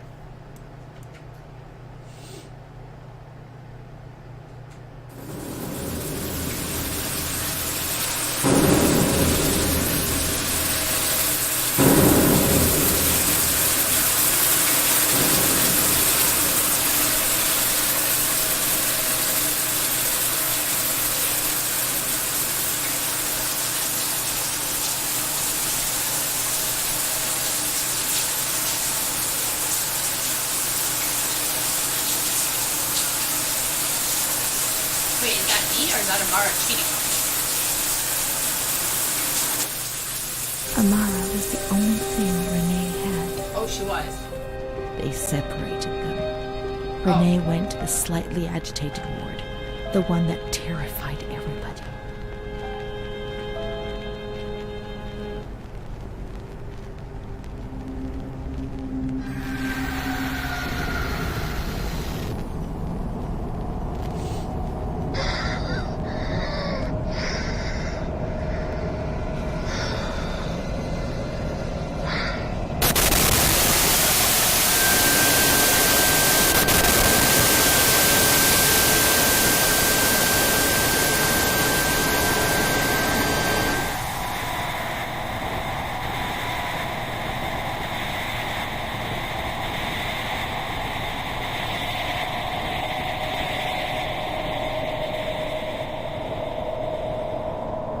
Those injections were a torture, the just punishment for what I was doing. And what about her? Who knows where Amara was? They had taken me upstairs into the ward where no one wanted to go. So that's the same thing. So chapter 8. So I gotta go upstairs now. Right? Let's look for Renee's room in the slightly agitated ward. Sorry, wait. Memories. So cardiazol. Okay. Experiences. The injections. The park. We'll scroll through the diary in a little bit.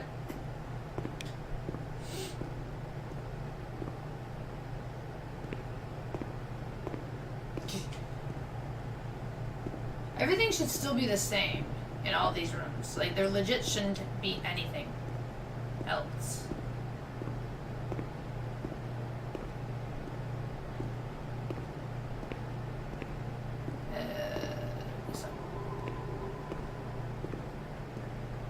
So I gotta go upstairs now. We gotta go to the agitated room.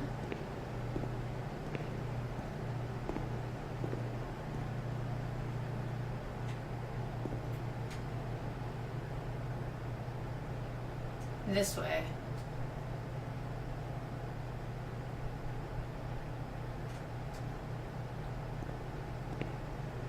Sorry.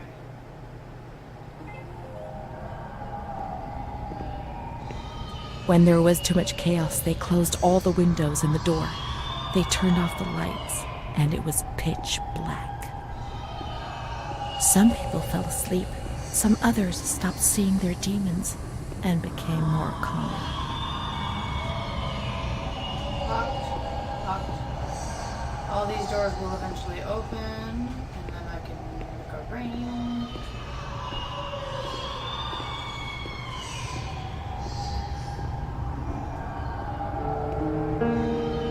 Hallway.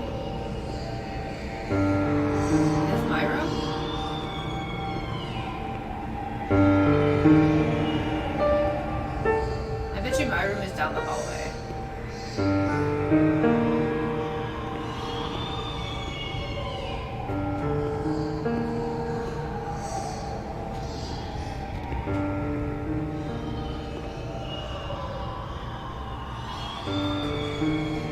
I don't like the voices, dude.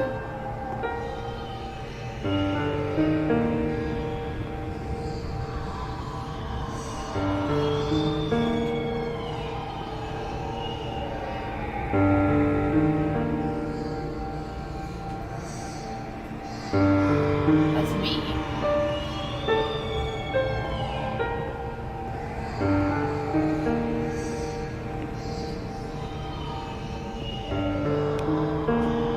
Anything in here? I gotta. Oh, right there. Montefoscoli, December 20th, 1941. Dear Director, could you please let me know how my daughter, your patient Renee T., is getting along? I've written to my daughter several times, but have received no reply. I'm very worried, particularly as I've been ill for some time and have not been well enough to come and visit her. Please kindly let me know when it will be possible for me to bring my daughter home. Your humble servant, Ada T. Bring this letter to the attention of Dr. C so he can assess the potential discharge of the patient.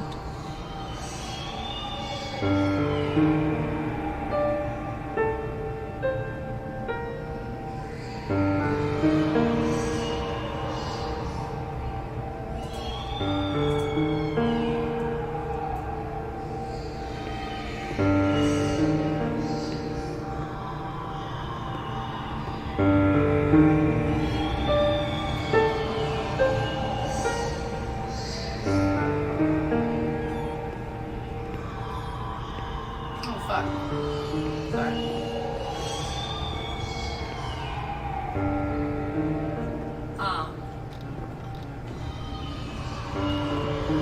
The music is like so messed up.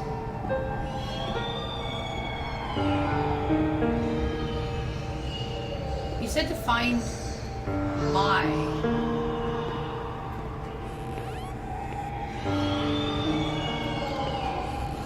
My room.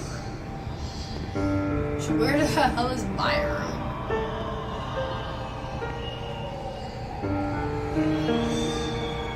If it's not in this creepy ass hallway, where the frick?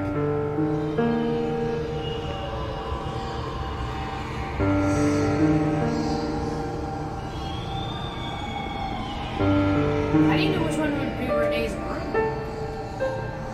Everything is locked but that door. This is the only open door.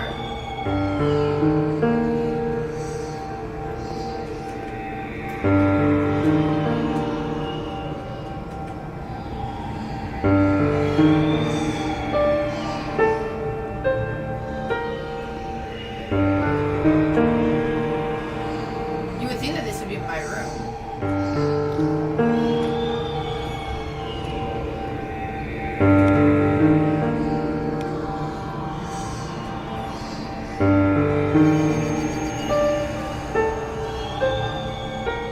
So there's gotta be something.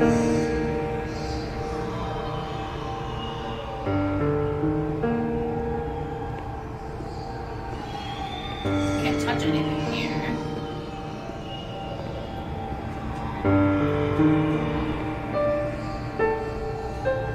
Nothing there. This is an office.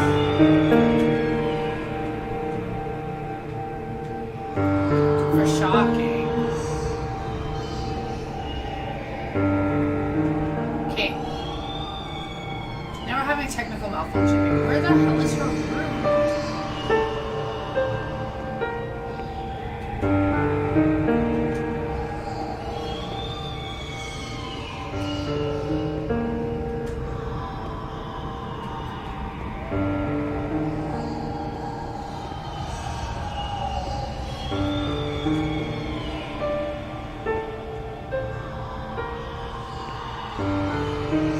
Is this not the slightly agitated ward? It is.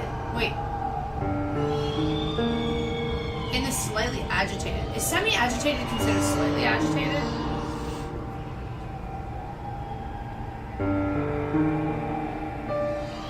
And 7 is surgery. So 6 is over here. Surgeries is straight ahead. Surgeries is 7.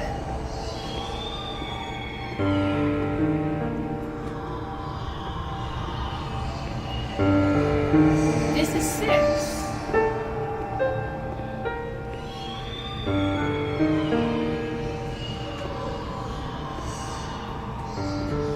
What?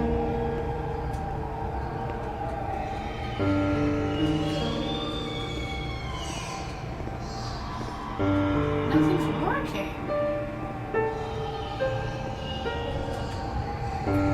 Did they fucking brick me in?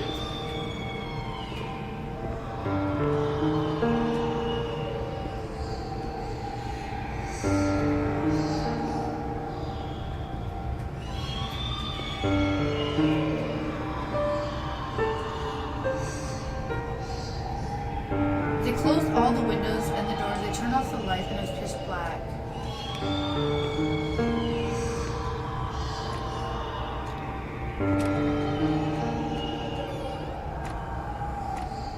Do I gotta do that? Do I gotta close everything and make it dark?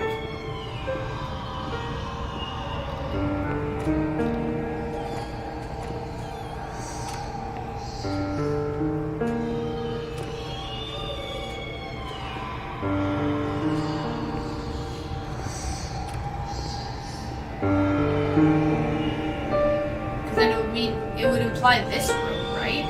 Close the doors.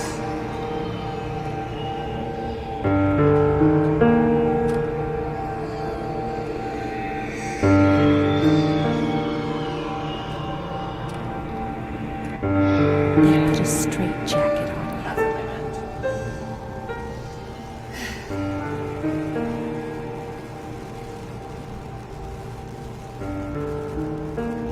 They gave you a cold shower.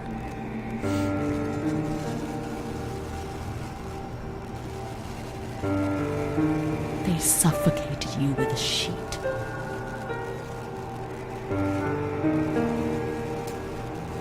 Wait, what the hell kind of treatment is this? Why would they smother you with Tied you to the bed. They tied me to the bed.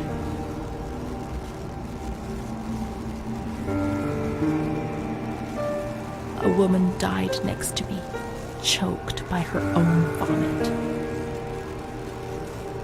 She was tied down because she wouldn't stop pleasuring herself. I can still hear her death rattle. I screamed, but nobody came.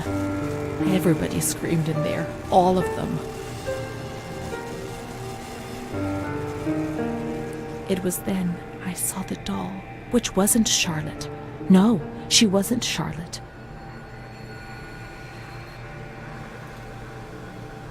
Are you the doll?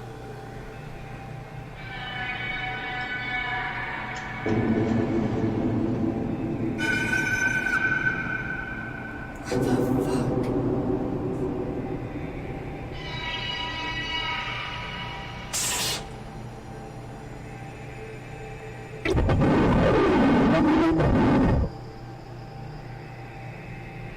Who are you?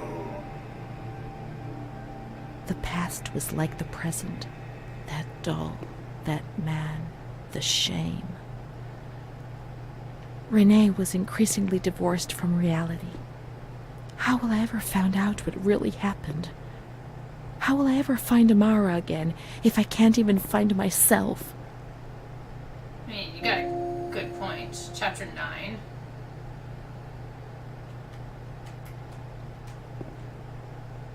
Montefoscoli, November 12th, 1939. My dear daughter, it is with great sadness that I heard what happened. Your transfer and your sufferings are a cause of great worry for me. It will take time, but you'll see, things will improve. They'll treat you and you'll get better again. I pray a lot, every day. Write to me often, and tell me if you need anything. I promise I'll do what I can. Try to be strong. Mom.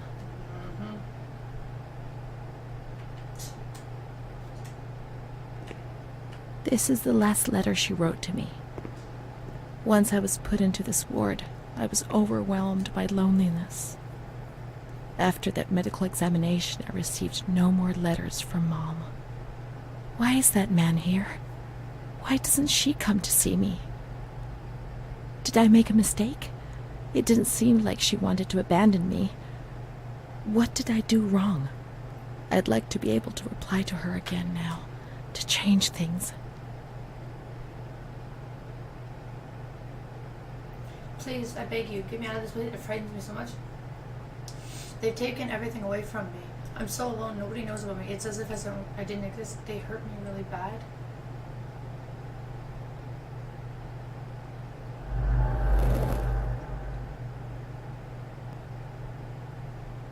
Even my friend helped me do something.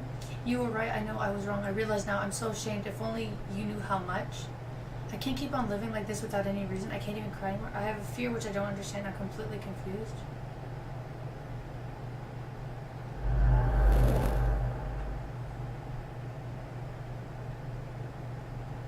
But now I'll behave for sure. Now things will be fine. I'll work hard. I'll be very good.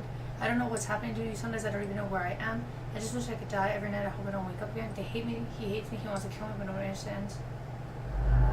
Perhaps she would have listened to me. Will she reply? Damn it. I don't know. I made a mistake on my letter. Rip. Hey, this room changed. Oh no, wait, it didn't change. It finally opened. My bad. Okay.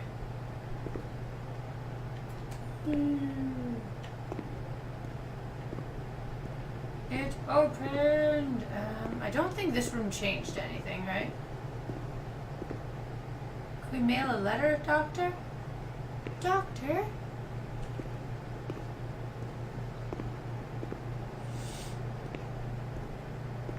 All the doors are open now.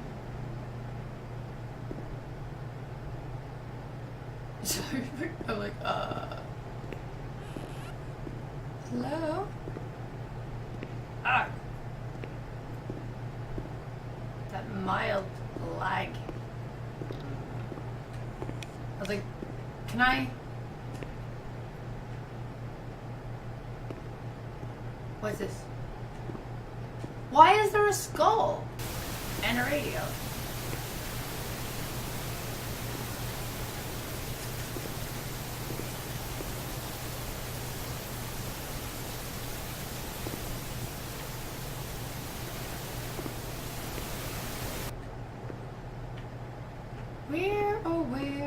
Where has my little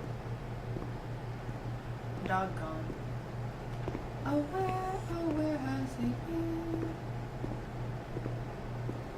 Nothing in here. Ew. Oh god, what the fuck? She hung herself? In here? Just like, nobody cares. Like, legit, nobody gives a crap. It's... Why is there a hole in my bed?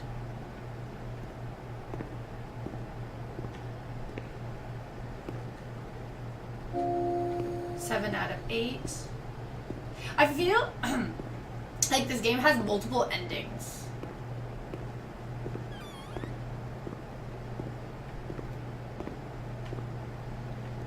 But it's weird because it's like, I think it's based on your choices, which will alter certain things.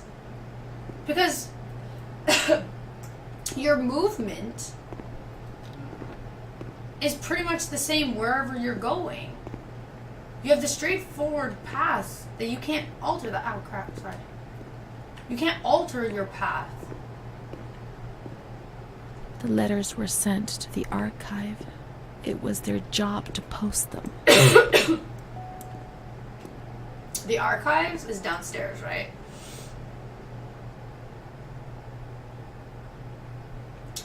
Oh, 12. Straight ahead. So, like... Oh, sorry. Have we been in these rooms? No, we have. Oh, they're finally all open now.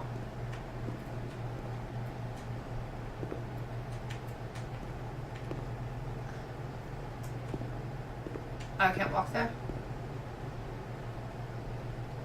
Glasses. This thing. What's this? Okay, I'm not gonna wonder why we have eyeballs in here. That's okay.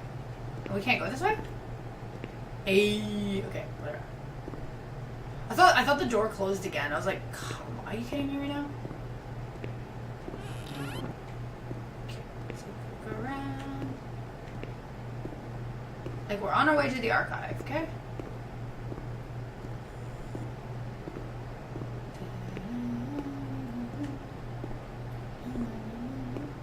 Hello. Sorry.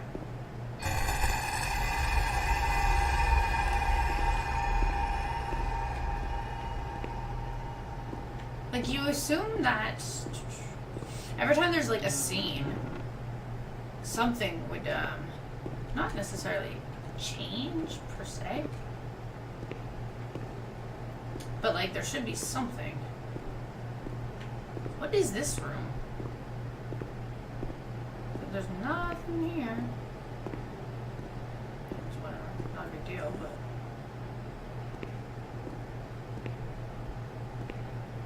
Look at all the straps, eh? This is where they tie people down.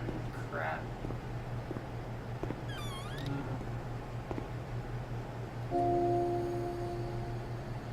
The complete works of Renee. So we have her complete diary now.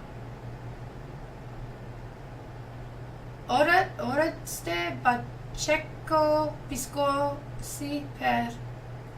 Okay, so picking up the skull gets you another achievement.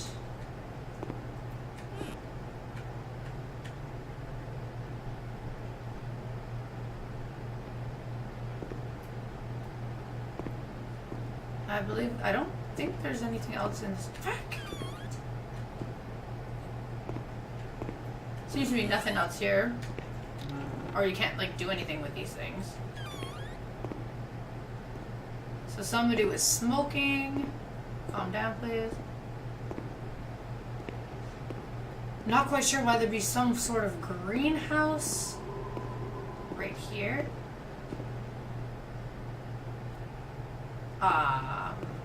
Okay, so I know I gotta go there. I know that. Oh, this is the laundry room? Okay.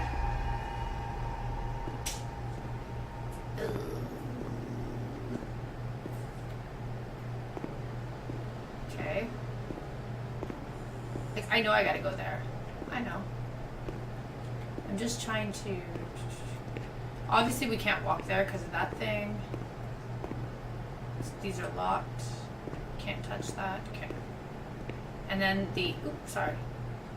Archive room. What is down here, though?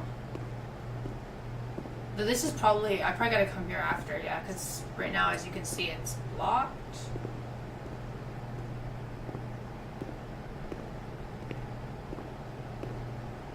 When you were sent to a lunatic asylum, you lost the right to possess anything.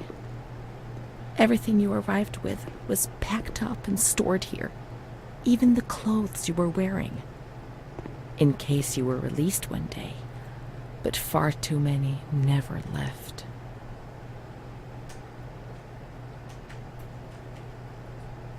Am I supposed to... You have the interaction notification for these things.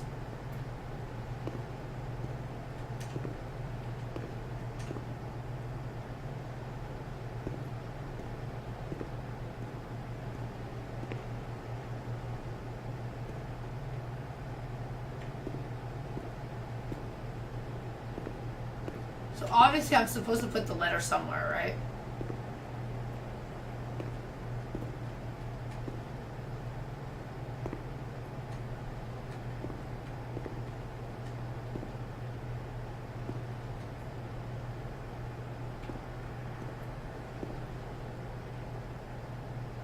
RST? Dear Mother, please, I beg you, get me out of this place. I'm so frightened here. You were right. I know I was wrong. I understand. I'm so ashamed. If only you knew how much. But now I'll behave myself, I promise. Now things will be fine. I'll work hard. I'll be very good. So that my ending Your messed up. daughter, Renee. Right. But the ending was messed up. Not fulfilled. This letter. It was Renee's letter. Just as she wrote it back then. But it was never sent. Why? Why did this happen?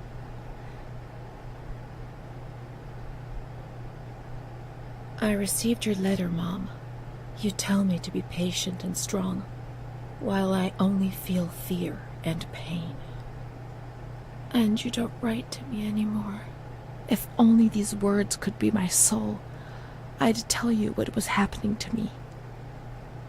The kids want to kill me. They all look the other way and tell me what to do. I don't understand. She helps me, but what have they done to her?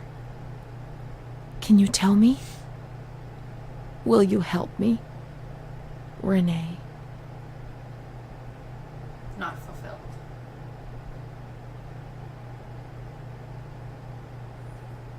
Not delivered.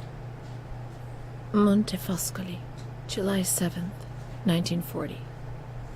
My dear daughter, I have received no news from you. You have not contacted me in months. I'm sorry, but I don't have the money to come and visit you. Do you remember Mr. Onofrio? He'll soon be in Volterra for business. I've asked him if he would be kind enough to ask the director for some news about you. I hope he'll bring me some good news when he returns. But please write to me. I know that I was strict with you. You have to forgive me. I didn't think. I've given Mr. Onofrio a new doll for you. You told me that you lost yours, and I know you loved it so much. It's not as nice as your Charlotte, but I hope that it will comfort you nonetheless. Keep your chin up, darling. Everything will be fine, you'll see. Mom.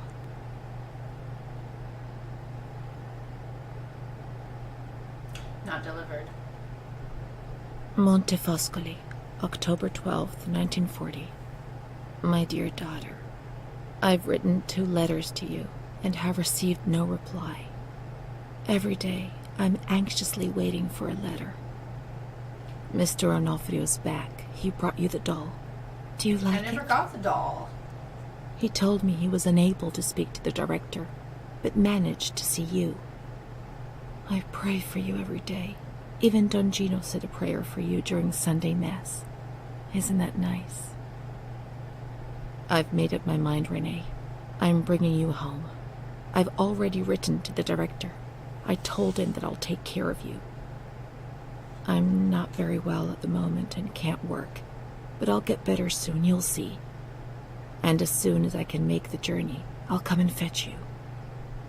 I know you're suffering a lot, but please be strong, I beg you.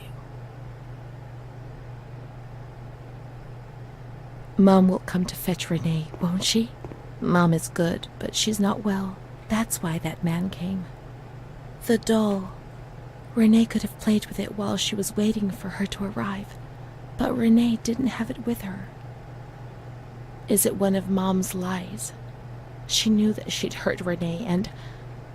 No, Mommy's good. That man brought it. We've just remembered who he is, haven't we? It was Renee who was wrong. The doll's here. I know that for sure. Perhaps she's been abducted like all the others and is locked up here somewhere. Because now we gotta go look for the doll. Oh.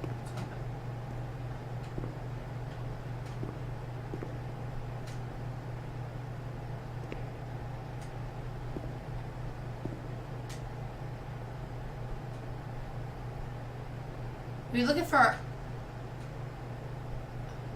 Amara, right? Would there not be any AB in here? GHI. Nothing there.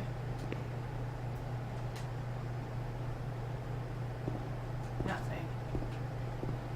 Okay, where would my new doll be hiding? Oh, where could it be?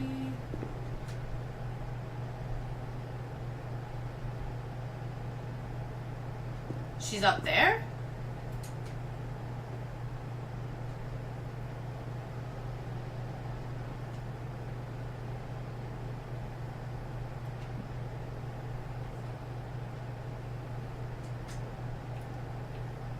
Is that my doll? Now we can open the bundle on that table in front of the window.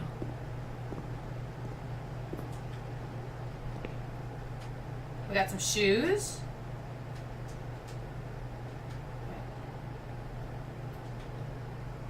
That's pretty. Kind of. That's me? May the Lord guide your path and keep you from sin. Mom. Thank you. Thanks, Mom. No, the doll. You see? Mom was good. I was bad. Mom was worried about Renee and Charlotte. I abandoned Charlotte. We've abandoned her.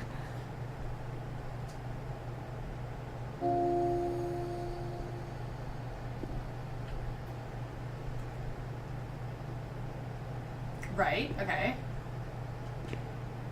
So now what? What do you want me to do? Are we going back to get Charlotte? Let's look for Charlotte. We have abandoned her. Will she still be where we abandoned her, under the warm lights?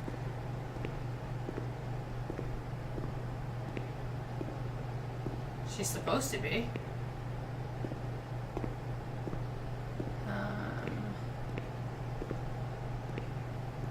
Charlotte! I don't like the slightly, lag that's happening right now.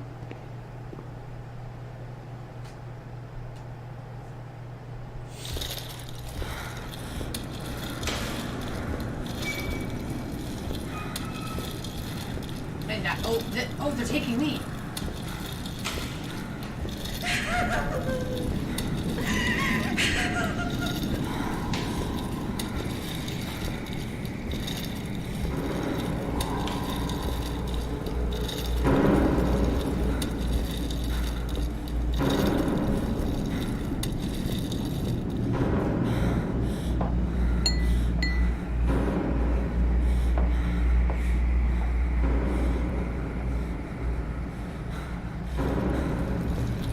I didn't do anything. I just obeyed orders. I only obeyed orders. Charlotte's gone away. Mom will come and get us today. She loves us, even though we're bad. Mom won't leave us alone. I didn't do anything. I only obeyed orders. Mom will come and get us now. I didn't do anything. I only obeyed orders. Even though we're bad. Mom won't leave us alone. I didn't do anything. Charlotte gone away. I only obeyed orders. Mom will come and get us now. She loves us, even though we're bad. I didn't do anything. I only obeyed orders.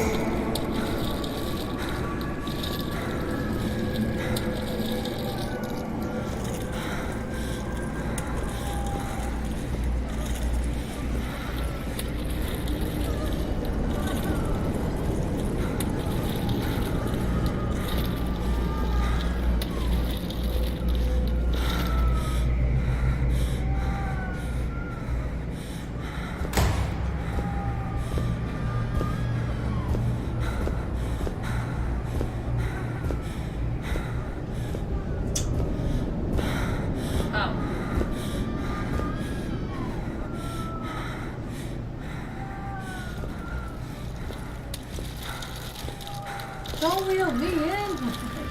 I don't want to go in here. Hi, Doctor.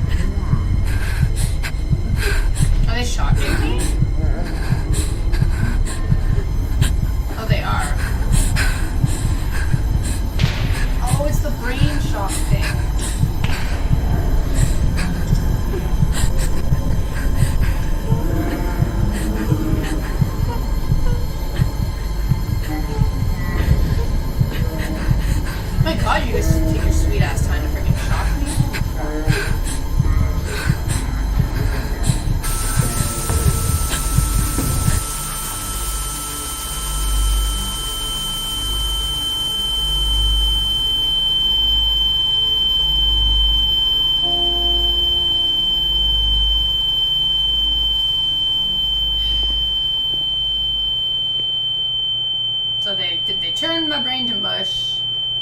Thank you. Thank you very much. Oh god, I hate that. What was that doctor writing, sitting at his desk? Oh. I didn't even notice that. Good job.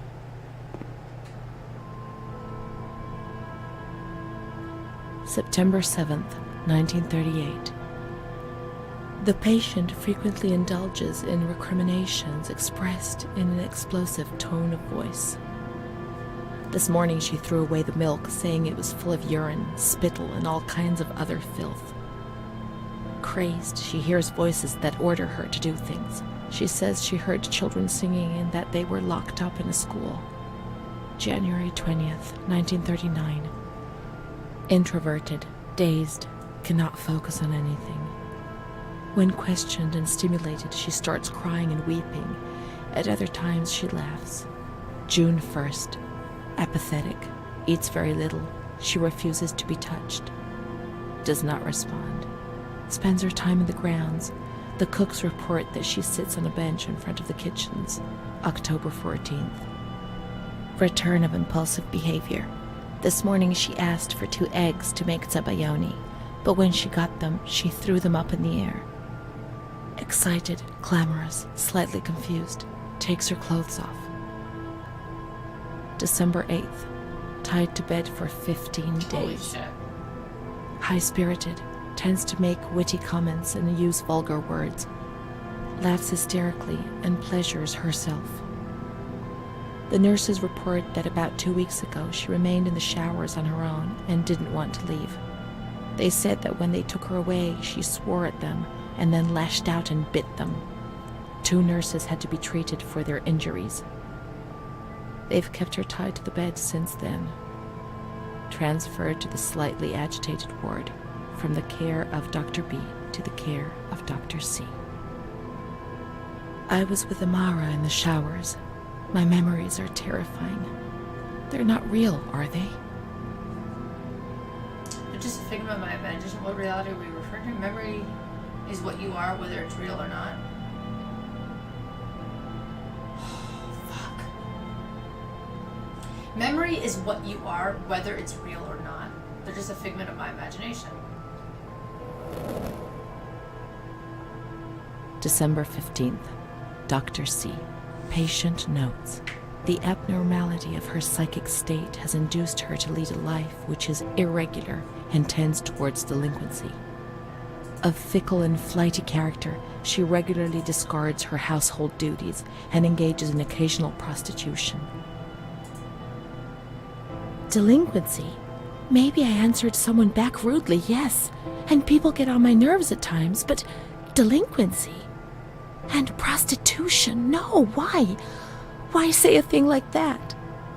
The old doctor tried to understand, but this one just labels you without thinking, or even trying to comprehend. Her mental deficiency makes her deaf to the reprimands of her family. She has shown suicidal tendencies. She was brought to the ward yesterday, agitated and hysterical. Treated with cardiazol, 2 injections a week for 5 weeks. The therapies removed the light for a while, but also all her will, desire, and hope. The therapy removed the light for a while, but also her will, desire, and hope. The important thing was to keep us quiet. To a certain extent, they were trying to make you feel better. You were lost souls. The therapy was terrible and painful, but it was the only treatment that existed.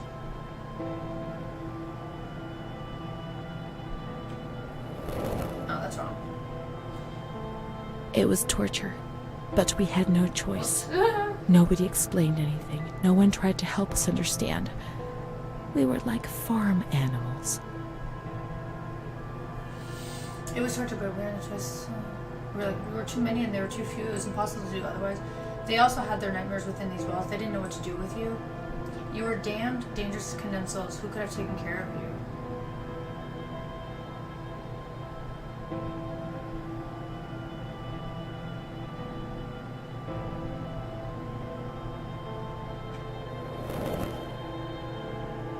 Damn it! June 2nd.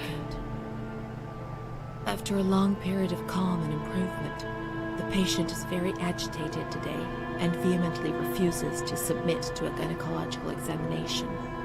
She swears and curses those helping her, flailing her arms and hitting them. According to reports by Dr. B, the patient has been subjected to periodic checkups since she had a spontaneous abortion about 2 years ago in her 3rd month of pregnancy.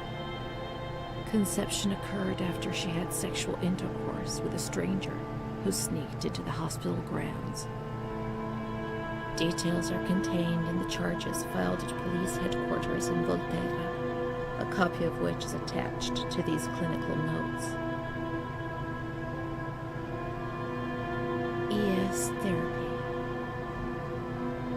A spontaneous abortion? It's not true.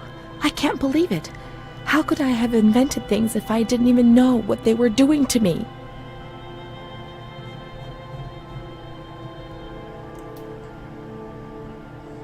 It really happened. They made you have an abortion, but it was illegal, and so they reported it as a random incident.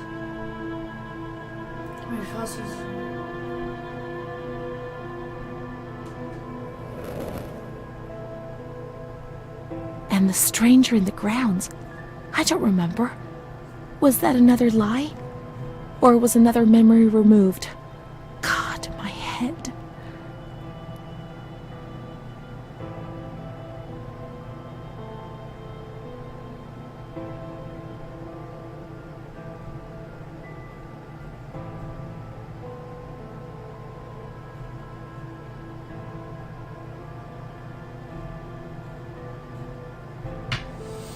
And the strain of the grounds, I don't remember, was that another memory?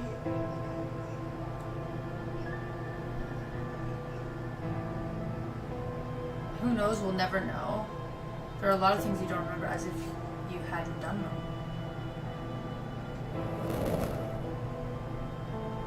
June 13th. The nurses report that she descended into a state of great mental confusion after receiving her mother's letter. She threw her soup over another inmate because she was very anxious, and then punched a nurse. Impulsive, flails about her. She rails against the doctor in vulgar terms while he is examining her, lashes out and spits. Block all correspondence to give the patient no further reason to become agitated. August 20th, tied to bed. The nurses report that the patient is extremely agitated after the visit of a relative or family friend. 2 days later, she is still shouting all the time that he commands her, that she must obey and harm herself, and that she is not Charlotte. All visits forbidden, constrained to bed, and intensification of ES therapy until we achieve results. Calm down. You must be calm. Don't get agitated. We'll make you calm down. Is that the only thing that matters? Is tranquility worth the price of not living? Hunter of us agitated, squeezing into the most inadequate of spaces, staying calm was essential for our well-being. What alternative was there? In any case, it was a life not worth living. Certainly not, but at least that way from outside, everything seemed more acceptable.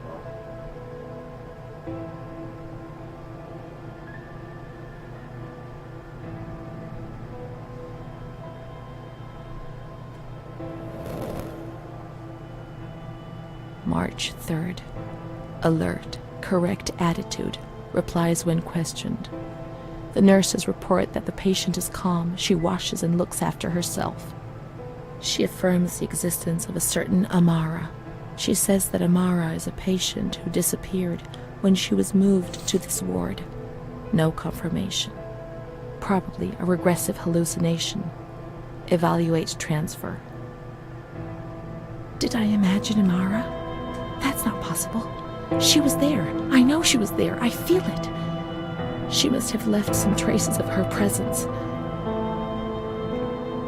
We can try to find her medical records in the archive where their letters were filed.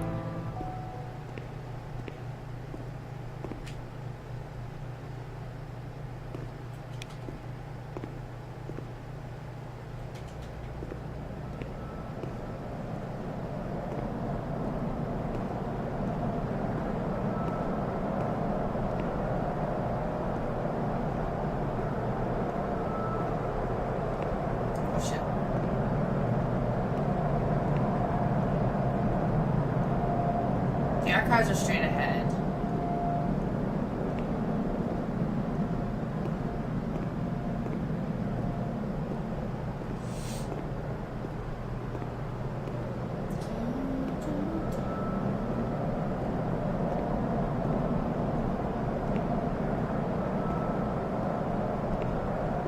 Amara.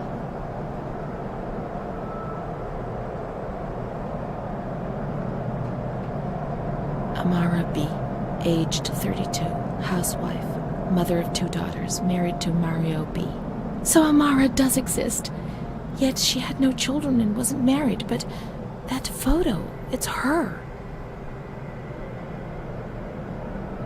June 3rd, 1936. Admitted yesterday, showing signs of improvement. June 8th. Cheerful, calm, and tranquil. Her behavior is good and she's keeping herself clean and tidy. Discharged on June 10th. April 28th, 1937. Arrived accompanied by her husband in an anxious and nervous state. Has difficulty speaking, trembles. Discharged May 14th. March 8th, 1938. A few days before Renee was admitted, she told me that she too had been admitted only a short time previously. Arrived yesterday in a febrile state. Discharged March 14th. She didn't leave. Certainly not after a few days. No. June 22nd, 1939. Readmitted once more. The patient shows rapid improvement. Discharged July 2nd. August 1st, 1941. The latest of many admissions due to agitation. Really weird. Discharged August 27th. She came and went, stayed only for short periods, but I remember she was always with me. What's going on? March 4th, 1942.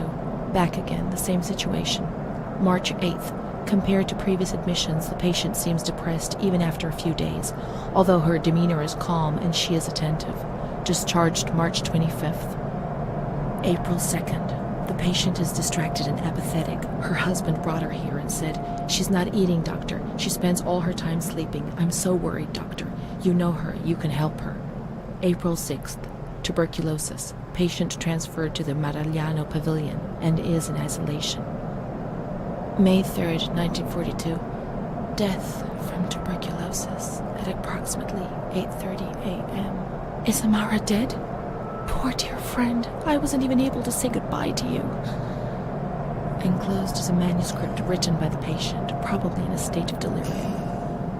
I'm dying, I know it. I'm losing a lot of blood, bleeding internally too.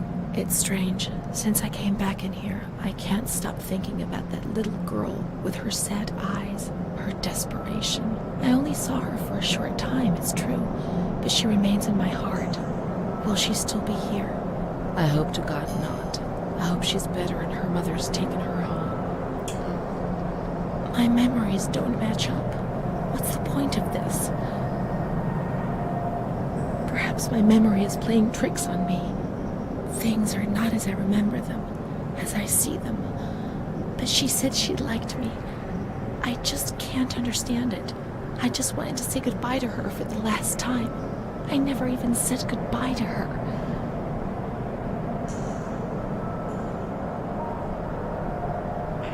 How could a soul survive in this hell? I so want to feel things again. Pain, passion. Feel the damp tears rolling down my face. To remember that I was alive.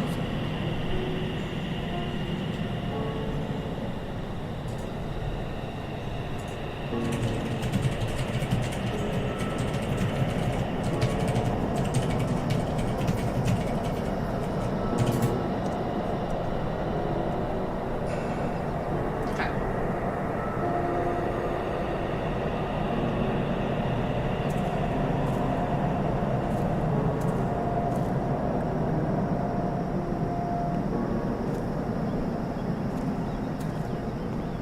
Okay, so we can't go here. Oh, sorry, there's a little bit of lag there now.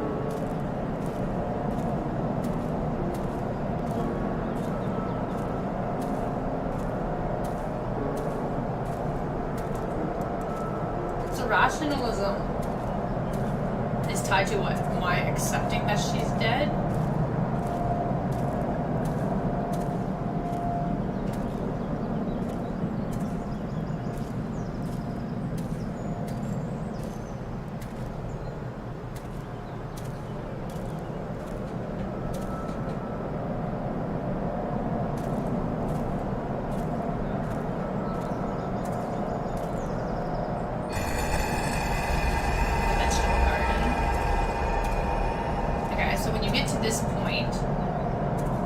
walk into the vegetable garden, you'll get that achievement.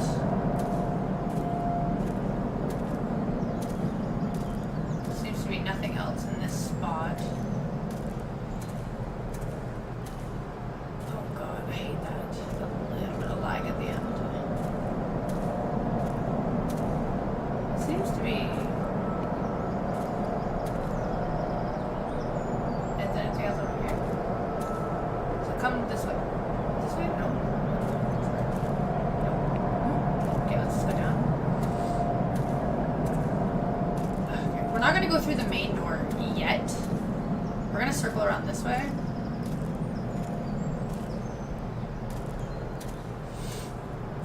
And we're gonna go this way? Okay, we're not. It's not gonna let us? Dude, I really hate that one. Stupid little lag spikes there right now. The whole game was like perfectly fine, and now we're getting these little spikes.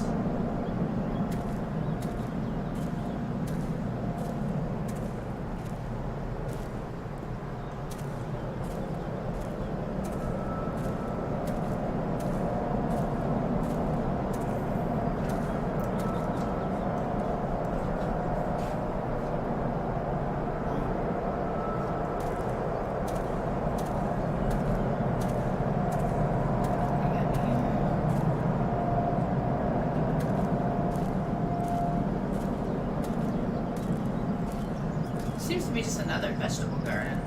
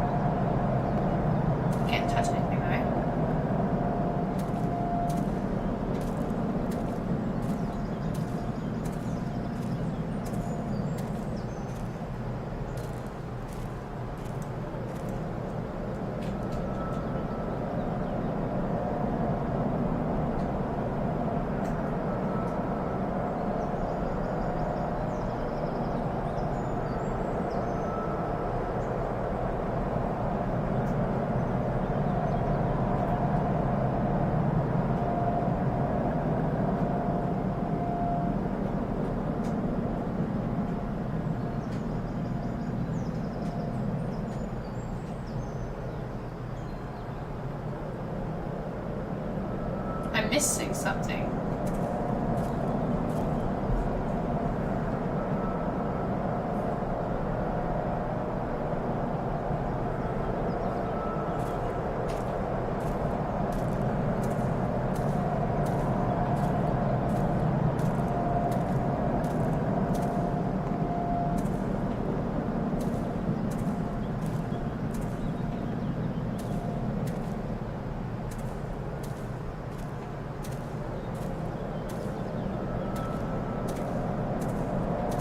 No diving?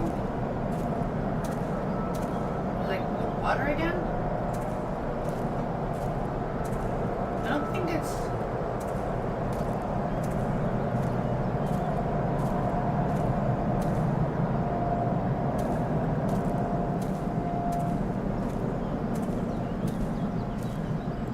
Yeah, this is something else.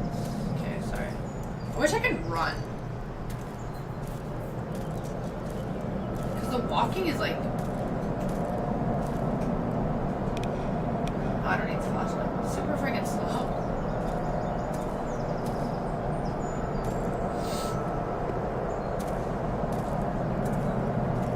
Can I go this way? No, okay, because they're not letting me go down there.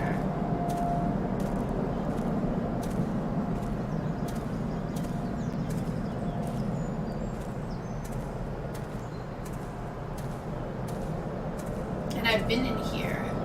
This is the vegetable garden.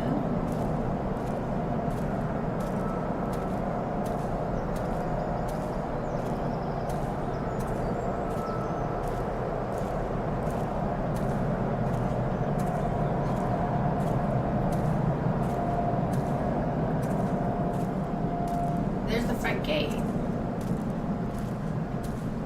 Where we came in, right? So go like this.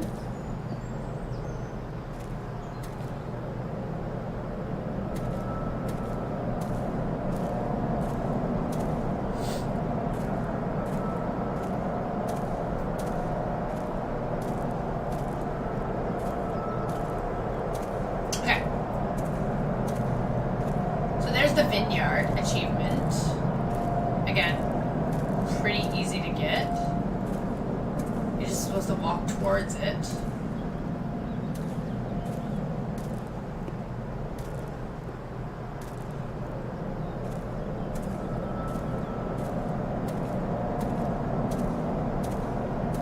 And then there's...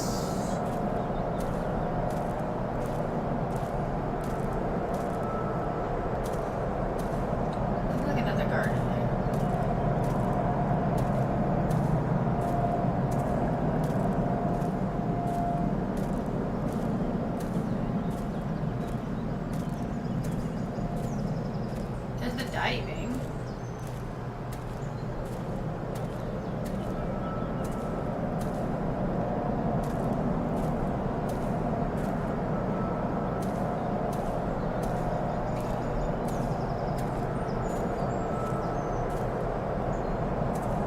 There's supposed to be an achievement. No.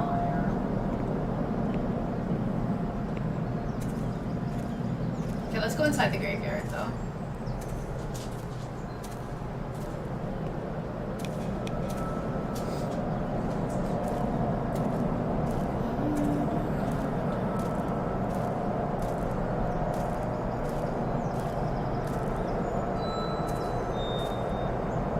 The graveyard.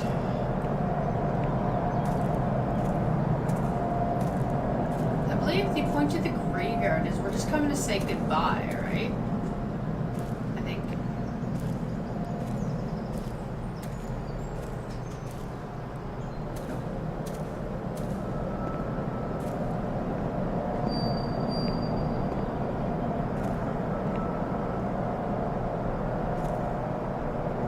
Is she in here?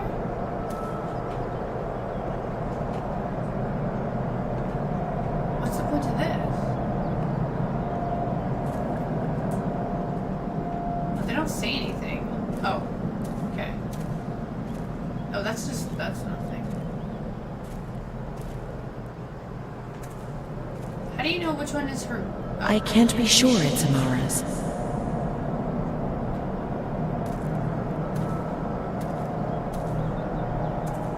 These crosses are nameless. How will we ever know who is buried here?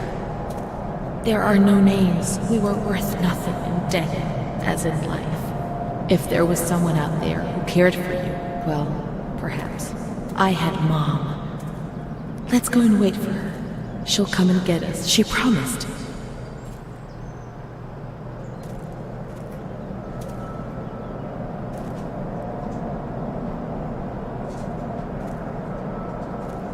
So they're saying Amara's grave should have something fairly different about it compared to the others? Let's wait for Mom in the waiting room. What waiting room? Here? Or are you like legit that building like up there? Okay, let's go, I guess.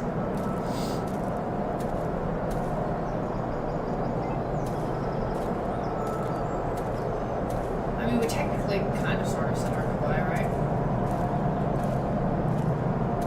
Not a perfect goodbye, but sort of.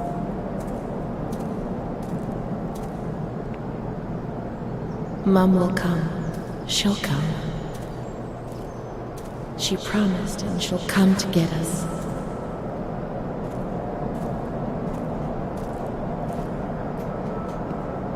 Yeah. She promised.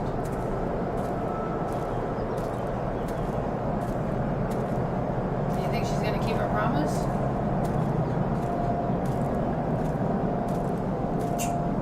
Probably not.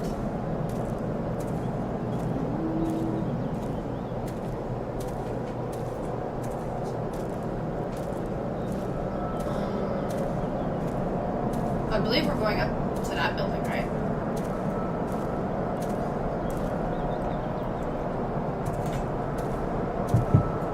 Oh.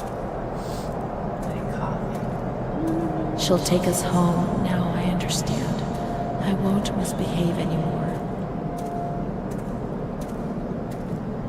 I won't misbehave again, Mom. Please don't leave me here. This is the waiting room? Dude, this feels like an electric power plant.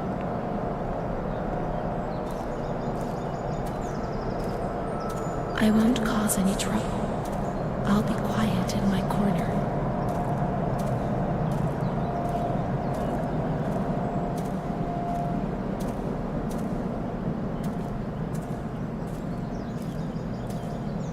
How I miss that dark corner where I used to spend whole days.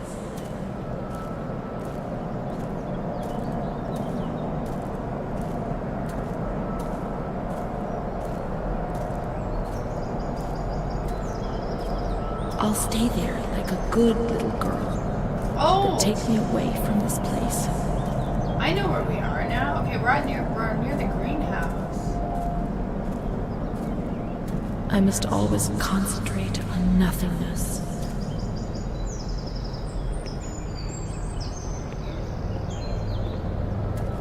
Otherwise, I get confused and I'm afraid I won't be able to find my way back.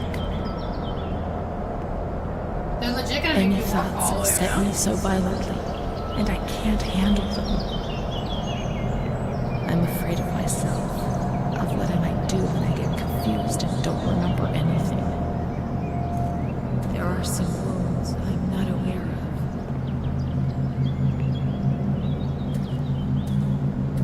And that's the pain that causes me the most anguish.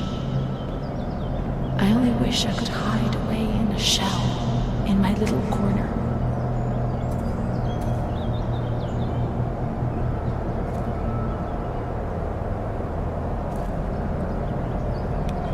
It don't work that way, though.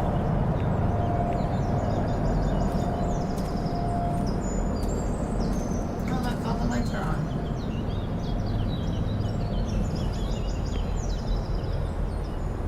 What if she's been already? And she's already left? Let's check in reception. Is this reception? Miss, Please send the following telegram to Adati.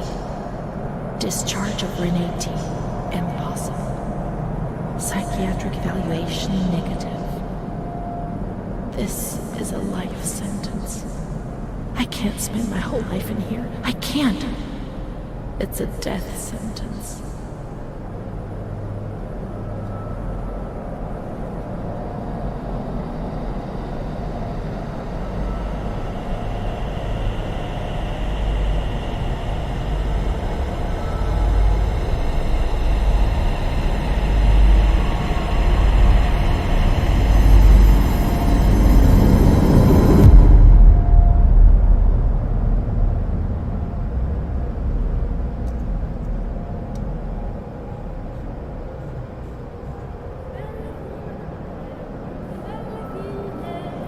Belle mele tengo, Madame Adoressa, belle mele tengo.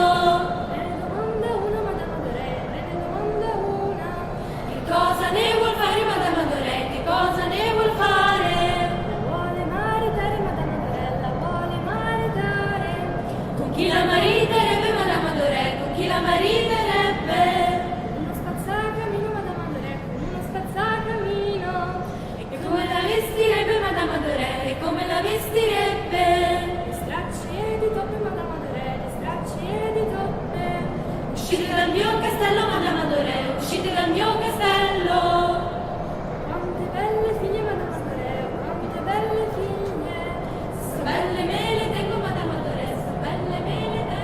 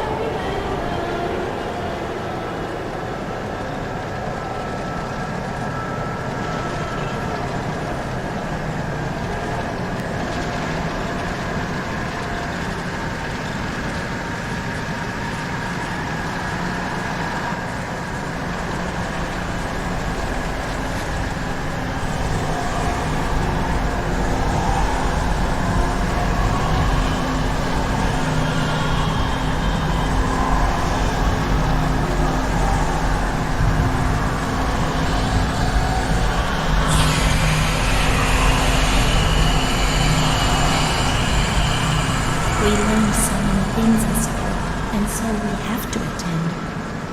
How would we get on if we didn't? I do a lot of bad things. I don't tell anyone, but Mom knows just the same.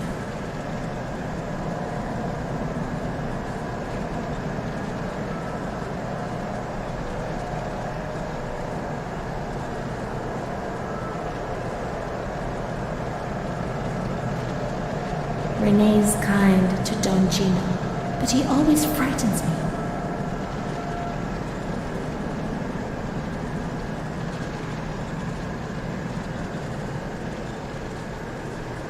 A cat goes into my mouth and eats me from inside. At least you can't see what's happening.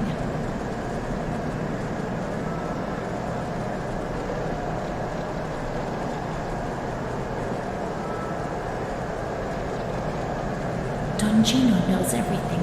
He speaks to God and he tells him lots of things.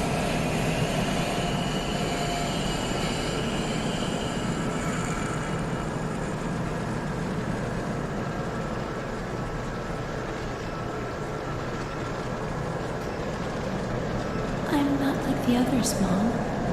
Why not?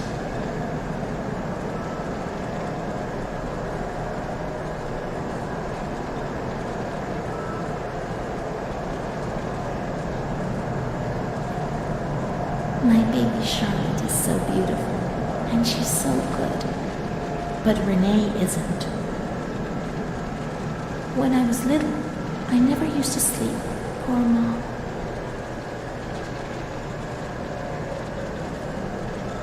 Mr. Onofrio is so nice. I am bad because I'm not kind. Mom,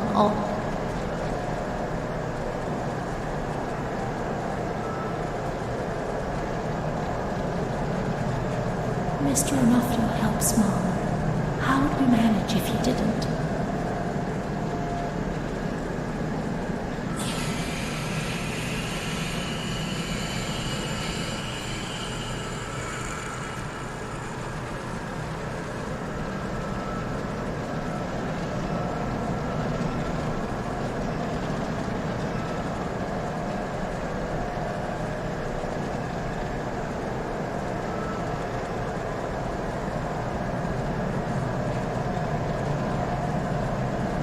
Mr. Onofrio is very kind and helps us.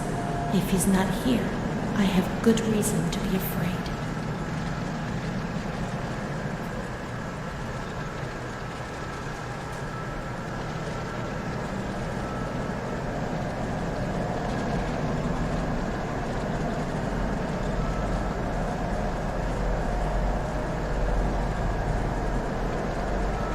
A blackbird's eating my head. That's why it hurts so much.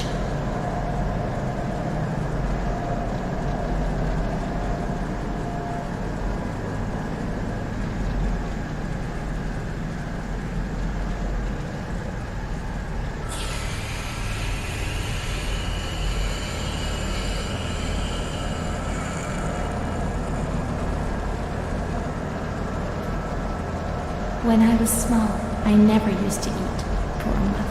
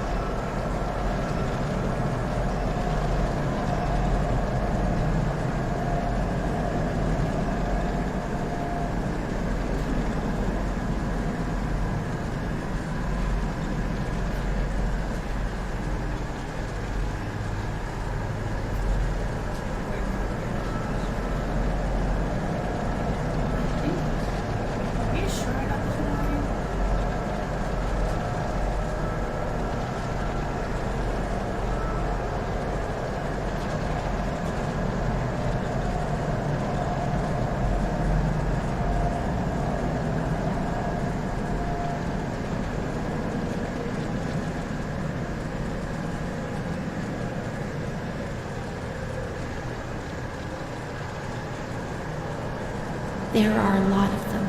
They want to hurt me. They fly. Even Charlotte can't help me. Mom works so hard because I have to eat, or I won't grow.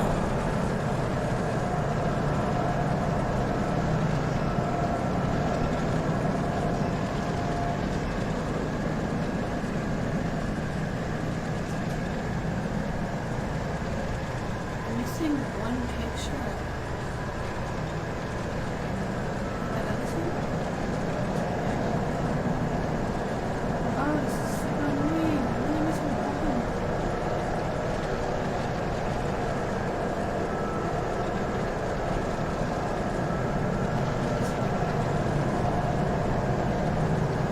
Same wall.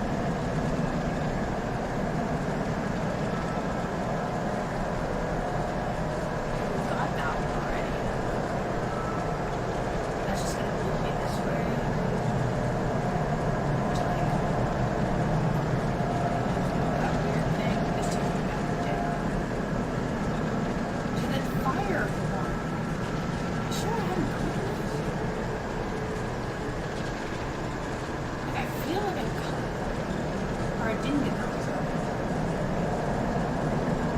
And I know I got that. Oh my god, this last picture is like really hard.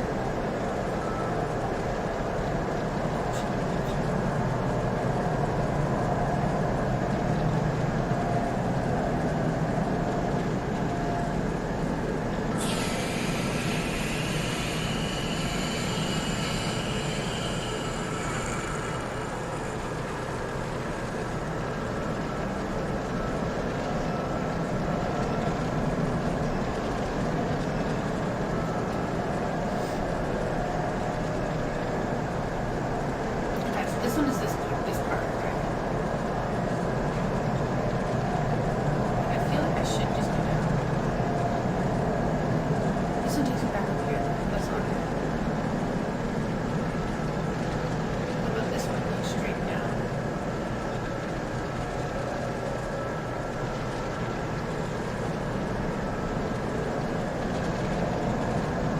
That's the fire one.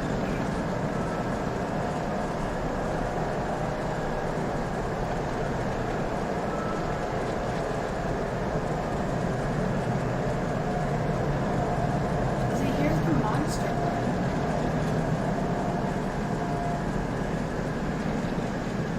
And it takes us to the shadow one, which we've already done with no other parts.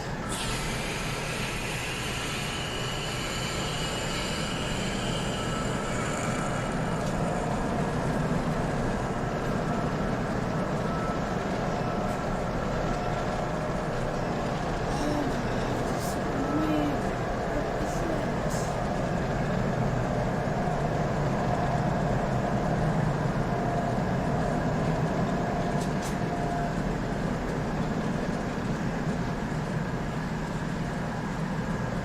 Have I gotten this one? Yeah, 'cause there's a house one. I'll talk about this one.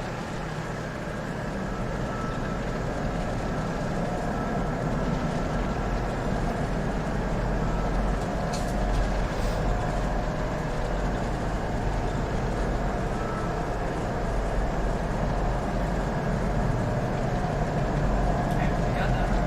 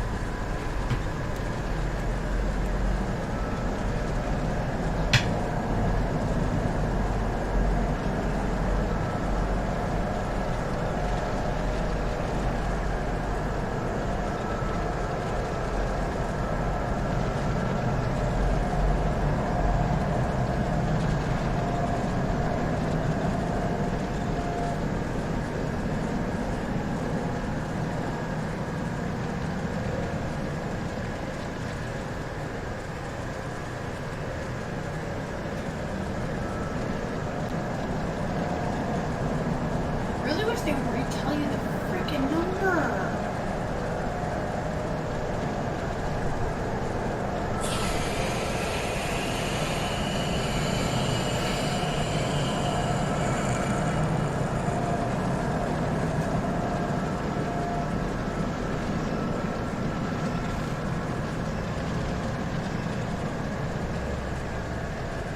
I feel like I just did a freaking circle again.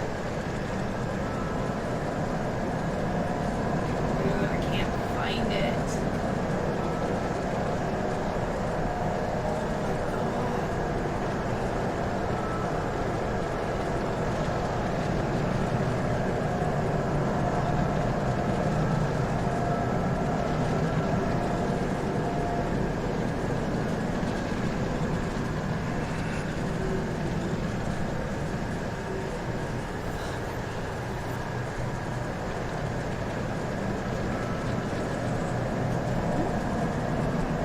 Oh, I'm back here again. That takes me to.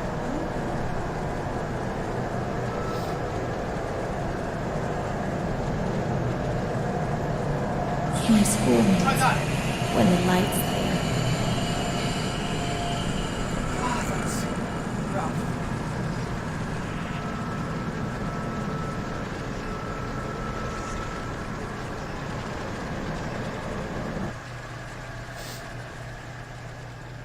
What's happened? What is this place? Maybe I'm dead. Somebody died here? I can't see any light. Maybe I am dead. I can't get up. What's going on? What's happening to me? There's no one here. But these noises. God, my head is killing me. I can't keep my eyes open. Well, you technically just stabbed yourself with a pair of scissors. Just saying. It's like.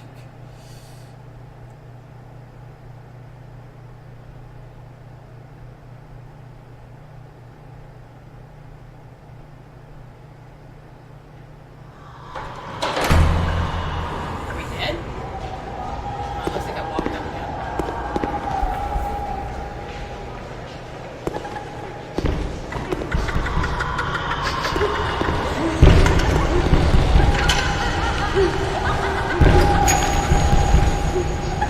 This poor girl, she's been through hell.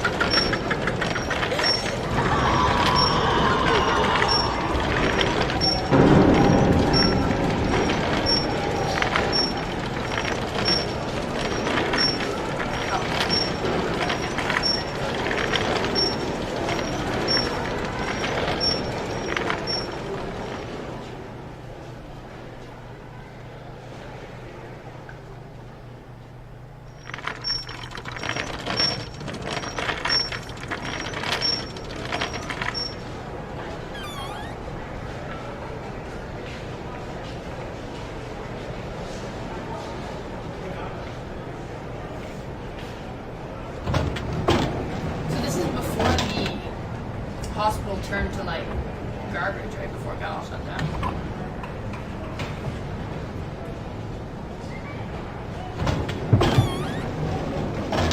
Not bad, I see.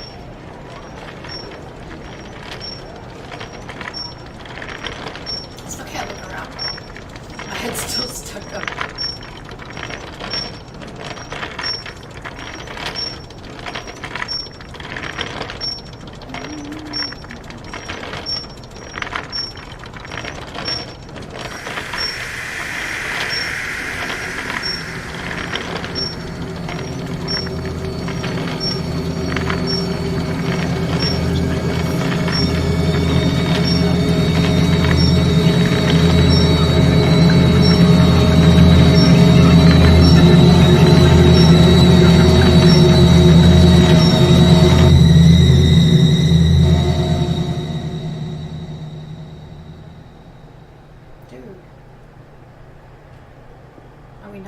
then?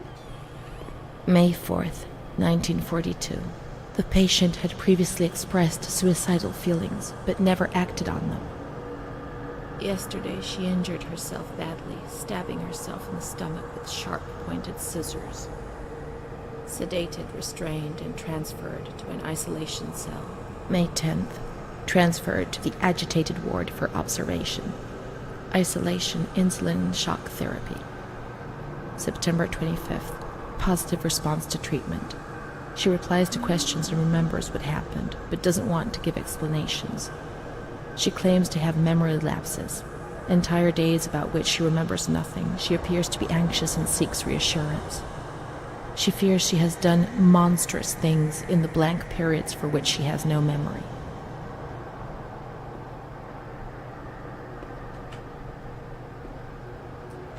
Okay. So is it time to just get out?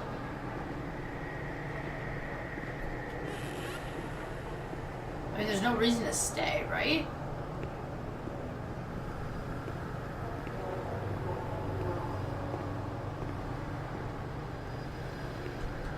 We don't even have a flashlight anymore. Like, the hospital is completely run down. Like, she came here to find her memories, I believe, correct?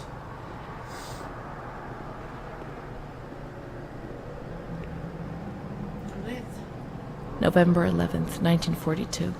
The patient speaks very little, refuses food, force-fed with a nasal cannula. February 2nd, 1943. The lack of kerosene for heating and the food shortage is claiming many victims in the institution. War spares nobody, not even these alienated creatures.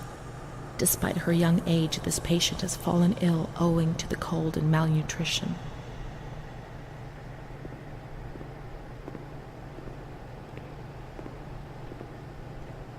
So I basically have to come to terms with the fact that I'm probably dead. And we're basically just wandering.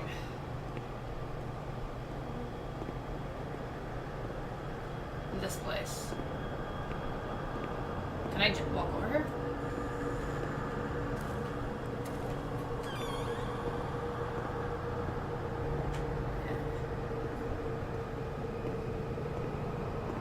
Like, for the ending chapter, like, it feels like it's really long. The reel is missing.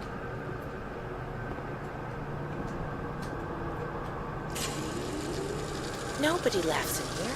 I mean, really laughs. Not those crazy fools who laugh because people say they're mad. I don't know why they laugh out loud. They say I'm mad too, but I never feel like laughing. People used to laugh at me, but they were right, you know? You can't always cry and people laugh when they're afraid, don't they? It happened to you, not to me. It's better that way. They do that to show they're lucky. You mustn't take offense because it's true. And deep down, it's just like pity, if you see what I mean. But then you think about your own situation, and you laugh because you feel lucky that everything is going to get better, that it's all shit. It's all shit, this place. You're not trying to tell me it's not true, are you? An intelligent person, educated, not like me. And if I can see it's a load of shit, just imagine how much better you understand it. No, come on. No. I feel fine here, you know? After all, I can do and say anything I want. Right, exactly. It's like schizophrenic mixed with, like, dissociative personality.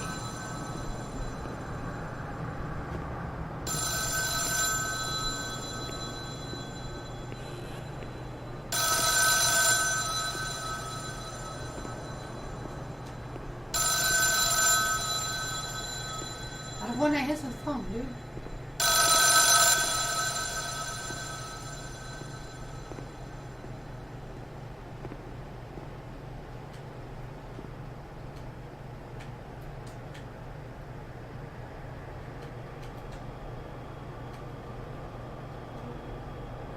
August 28th, 1942.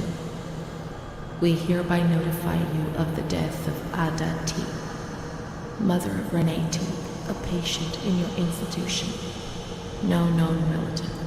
Sincerely yours, Onofrio P. I have no one left in the world. Nobody at all. Solitude is very strange. It muffles everything, slows it down. It's an endless scream that makes no sound. A silent scream. I can't stop looking at myself. I will never leave this place. There is nobody up there for me. These walls have become my skin, and the wretched desperation within them is my soul without a voice. Here, nobody weeps anymore. How I would love to feel life, desperation, anger. I've stopped dreaming, daydreaming, maybe even thinking. I've lived in a reality which has corroded me and has stripped me of everything, even my ability to feel pain. Am I supposed to climb? Yeah, I'm supposed to get up there. How do I get up there? Did I move the ladder? Okay. I'm not doing it right.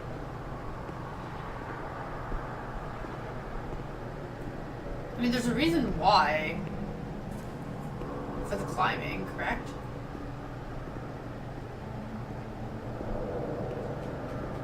I don't climb the ladder? Really? Yeah, but there's a reason why they're showing you the roof. Like, I mean, there's gotta be a reason. It doesn't make sense. No. No. Unless you... You go this way? Oh, maybe I don't have to go to the roof. Come on.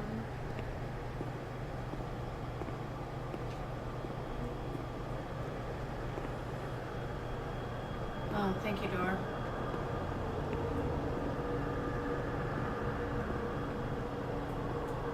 Okay, I see where you're telling me to go. Oh, and I don't have a flashlight. Okay.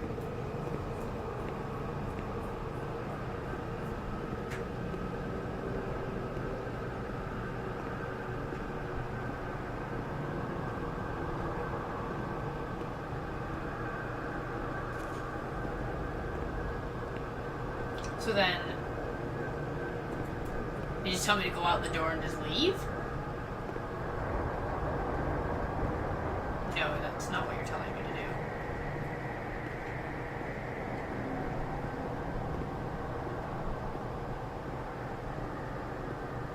Why is the ending chapter so ridiculously long?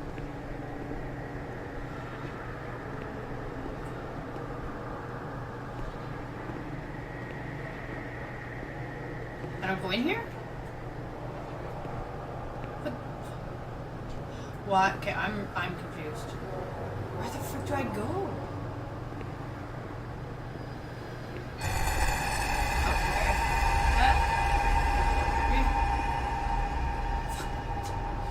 Frick. Okay, so they made me come outside for a reason. Maybe I gotta go to that building? Because yeah, there's a reason why the door opened.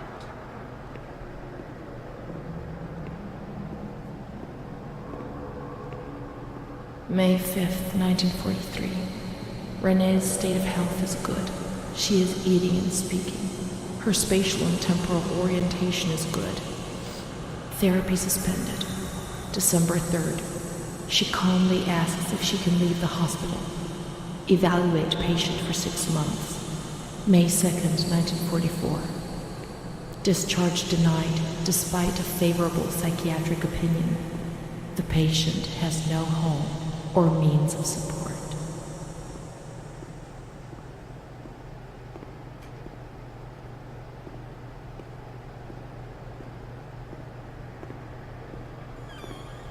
May 4th. The reasons why discharge is impossible are explained, And this is how Renee learns of her mother's death 2 years after the fact.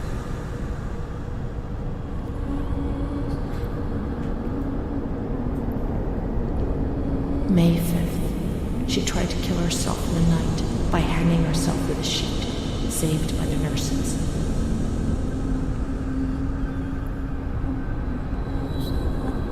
Restrained to her bed, she once more tried to kill herself by suffocation. The decision has been taken to perform a transorbital lobotomy.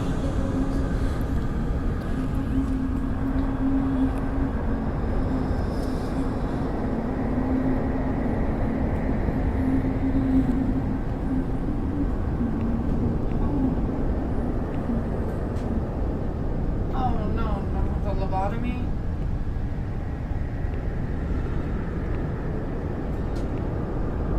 Wait, where's the door? What?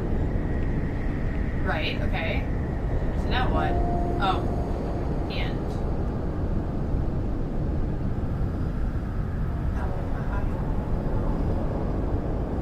The use of a lobotomy spread rapidly in Italy compared to other European countries and America. The original technique pioneered by A. Moniz was perfected in 1937 by A. Fiamberti, who conceived the first form of transorbital lobotomy, later improved by Dr. W.G. Freeman. The operation involved gaining access to the frontal lobes of the brain by sawing through the orbit bone above the eyelids, then damaging the lobes by means of an alcohol or formaldehyde injection or using a special instrument. Contrary to what was often thought, the patients did not always receive invalidating damage, although this was often the case. Moniz was awarded the Nobel Prize for Medicine in 1949. This therapy gradually fell into disuse after the discovery of chlormorazepine in 1951.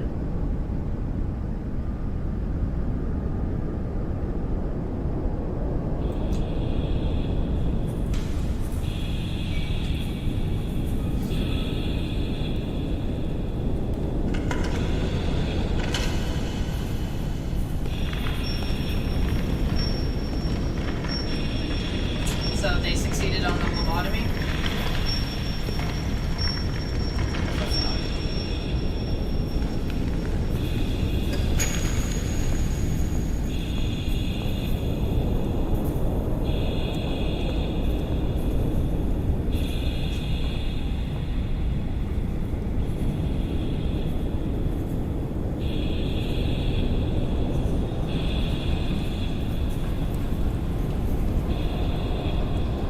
Writing there, doctor?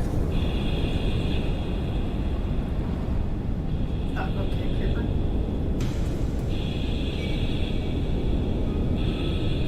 Look at their eyes. Like, I know they're not being cheese. Well, I guess you better stop looking at me.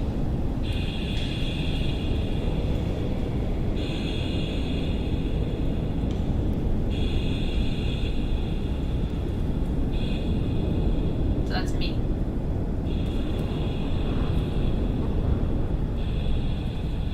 After the lobotomy.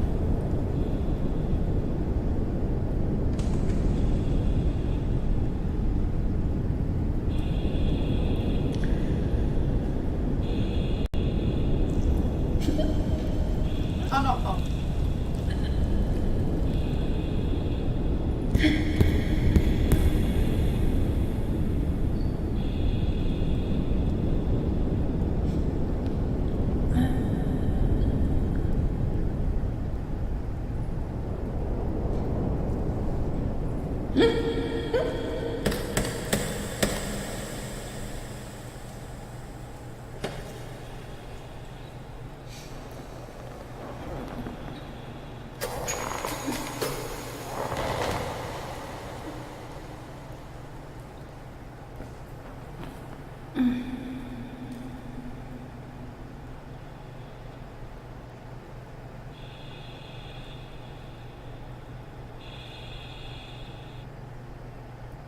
That's so sad.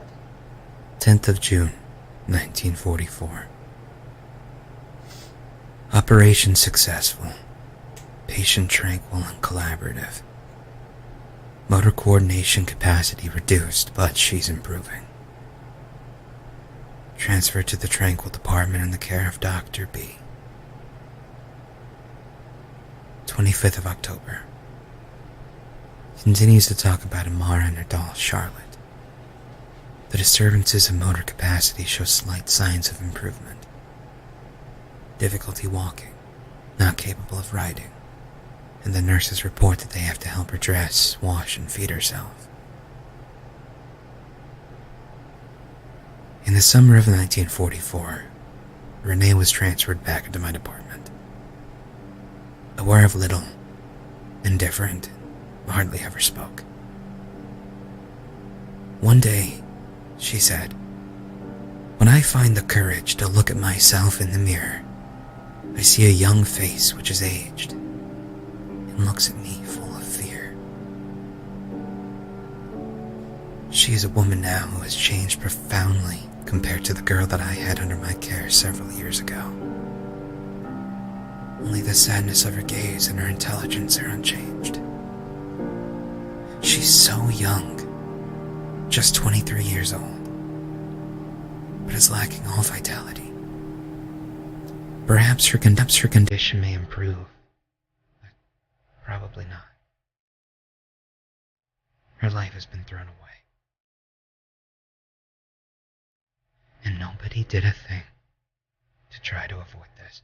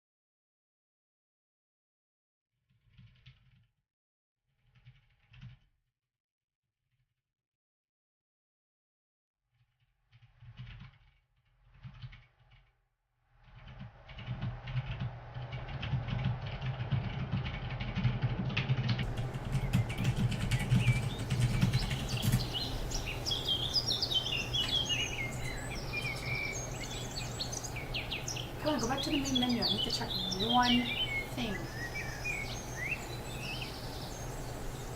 Because I believe you can use chapter select to go back and get missing achievements. So I just want to check something really, really quick.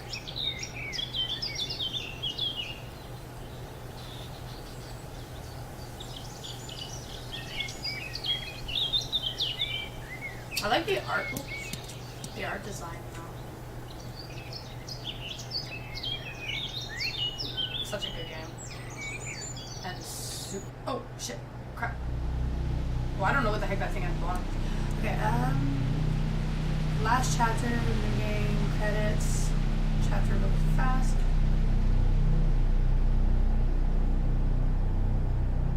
Okay, so as you can see, you can go back to any chapter you want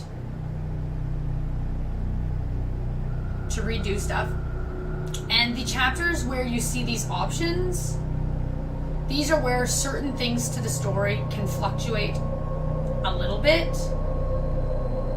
where certain achievements play into your choices in these spots. And the diary.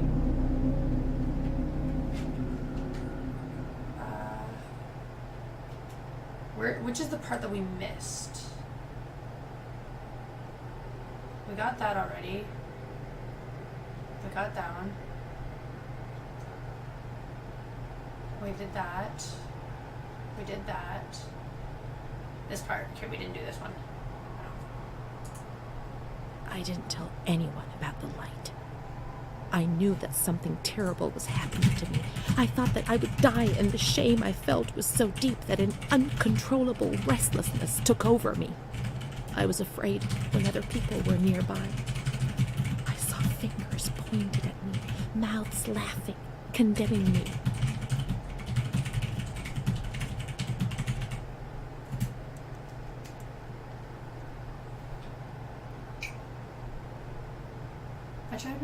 I tried to be alone. I would sit down on the ground and, curled up in the dark, I would repeat a word, any word, in continuation. This helped me not to think, not to lose myself. I would spend entire days like this, hoping that my mother would ignore me. Her compassionate words hurt me and terrorized me even more, and so I had to...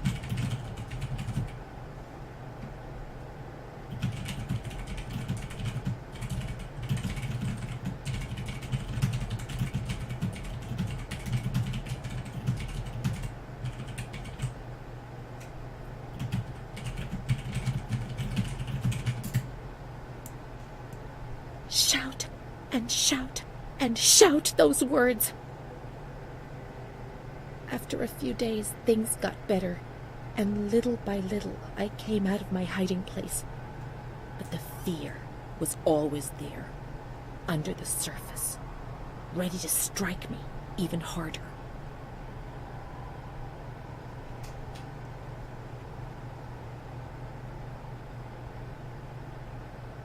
I remember a recurring dream from that time.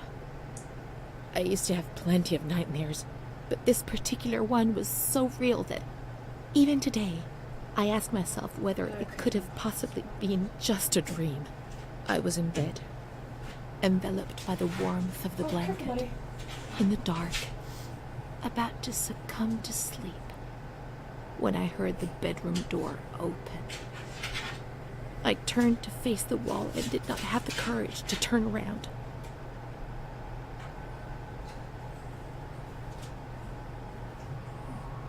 I only saw a shadow cast against the wall by the light filtering in through the door. Then I heard the door close again, and I thought that it might have been my mother who, before going to bed, used to peep in to see whether I was sleeping. However, there was no time to breathe a sigh of relief, for footsteps approached the bed, and I heard the sound of breathing close by. Fear paralyzed me from head to toe. Gross. The blankets were pulled back. I remember the chill of fresh air on my spine. Someone sat on the bed, and I trembled. Then we got the picture. Then the dream finished. Then the dream finished. Okay. And... Ew! The Gross. light often came when I was at school, turning my fellow pupils into puppets that would terrorize me. To me, they appeared transformed, with the bloodied heads of animals stuck where their own heads should have been. I would curl up on the floor and would even wet myself. The teacher would try to console me and would smile at me, but her teeth and her eyes would terrify me even more. Things did change. I don't know why, perhaps during the 2nd or 3rd year of school.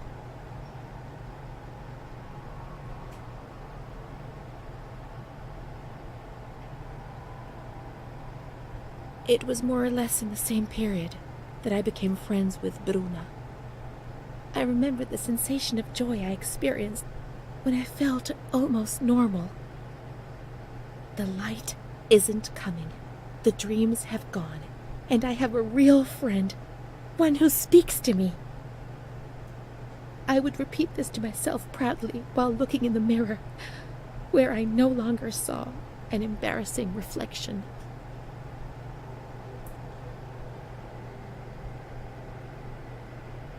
It seemed to me that the world was a difficult place, but it was no longer impossible.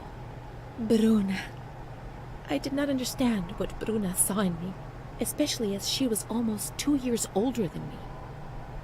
I would tell her this every now and then, and she would joke about it, saying, "Nothing.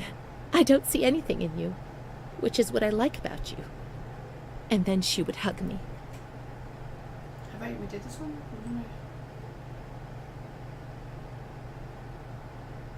But one day, she was sad and pensive, and said to me, "You and I are the same. Don't be fooled. You are reserved and honest, and I'm not. How many pages But do we that's the not only read? difference between us. The only one." Then she began to cry. I was struck by the perception in her words, but only today, after re-examining my past, do I understand what she meant.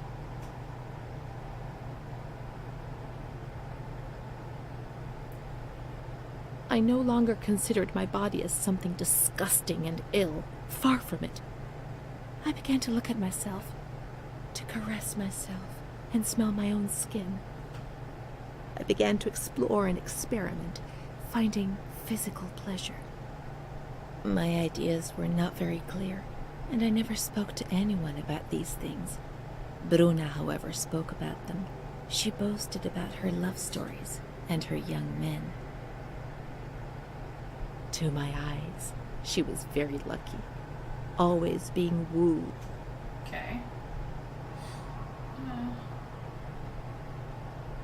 By marvelous, generous, and kind boys. This is like a morbid Thus, I fairy tale. fantasized about her adventures, In her pretending diary. that I was the main protagonist. But how could I ever be like her? Occasionally I recall that she had black and blue marks on her body, but I was so naive that I did not understand. I did not put 2 and 2 together. It was Don Gino who explained things to me a few years later.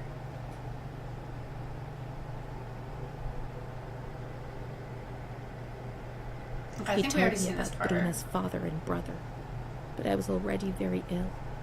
The light had returned, and that thing made me suffer even more.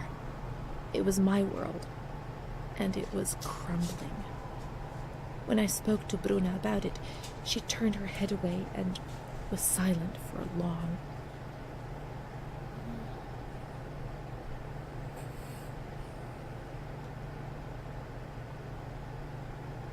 Prince Charming doesn't exist, Renee. At least not for us. I was 14 years old. I didn't think it was possible for a boy to look at me and desire me. When he asked me if I wanted to go for a walk, I didn't say anything. I didn't even have the courage to look at him.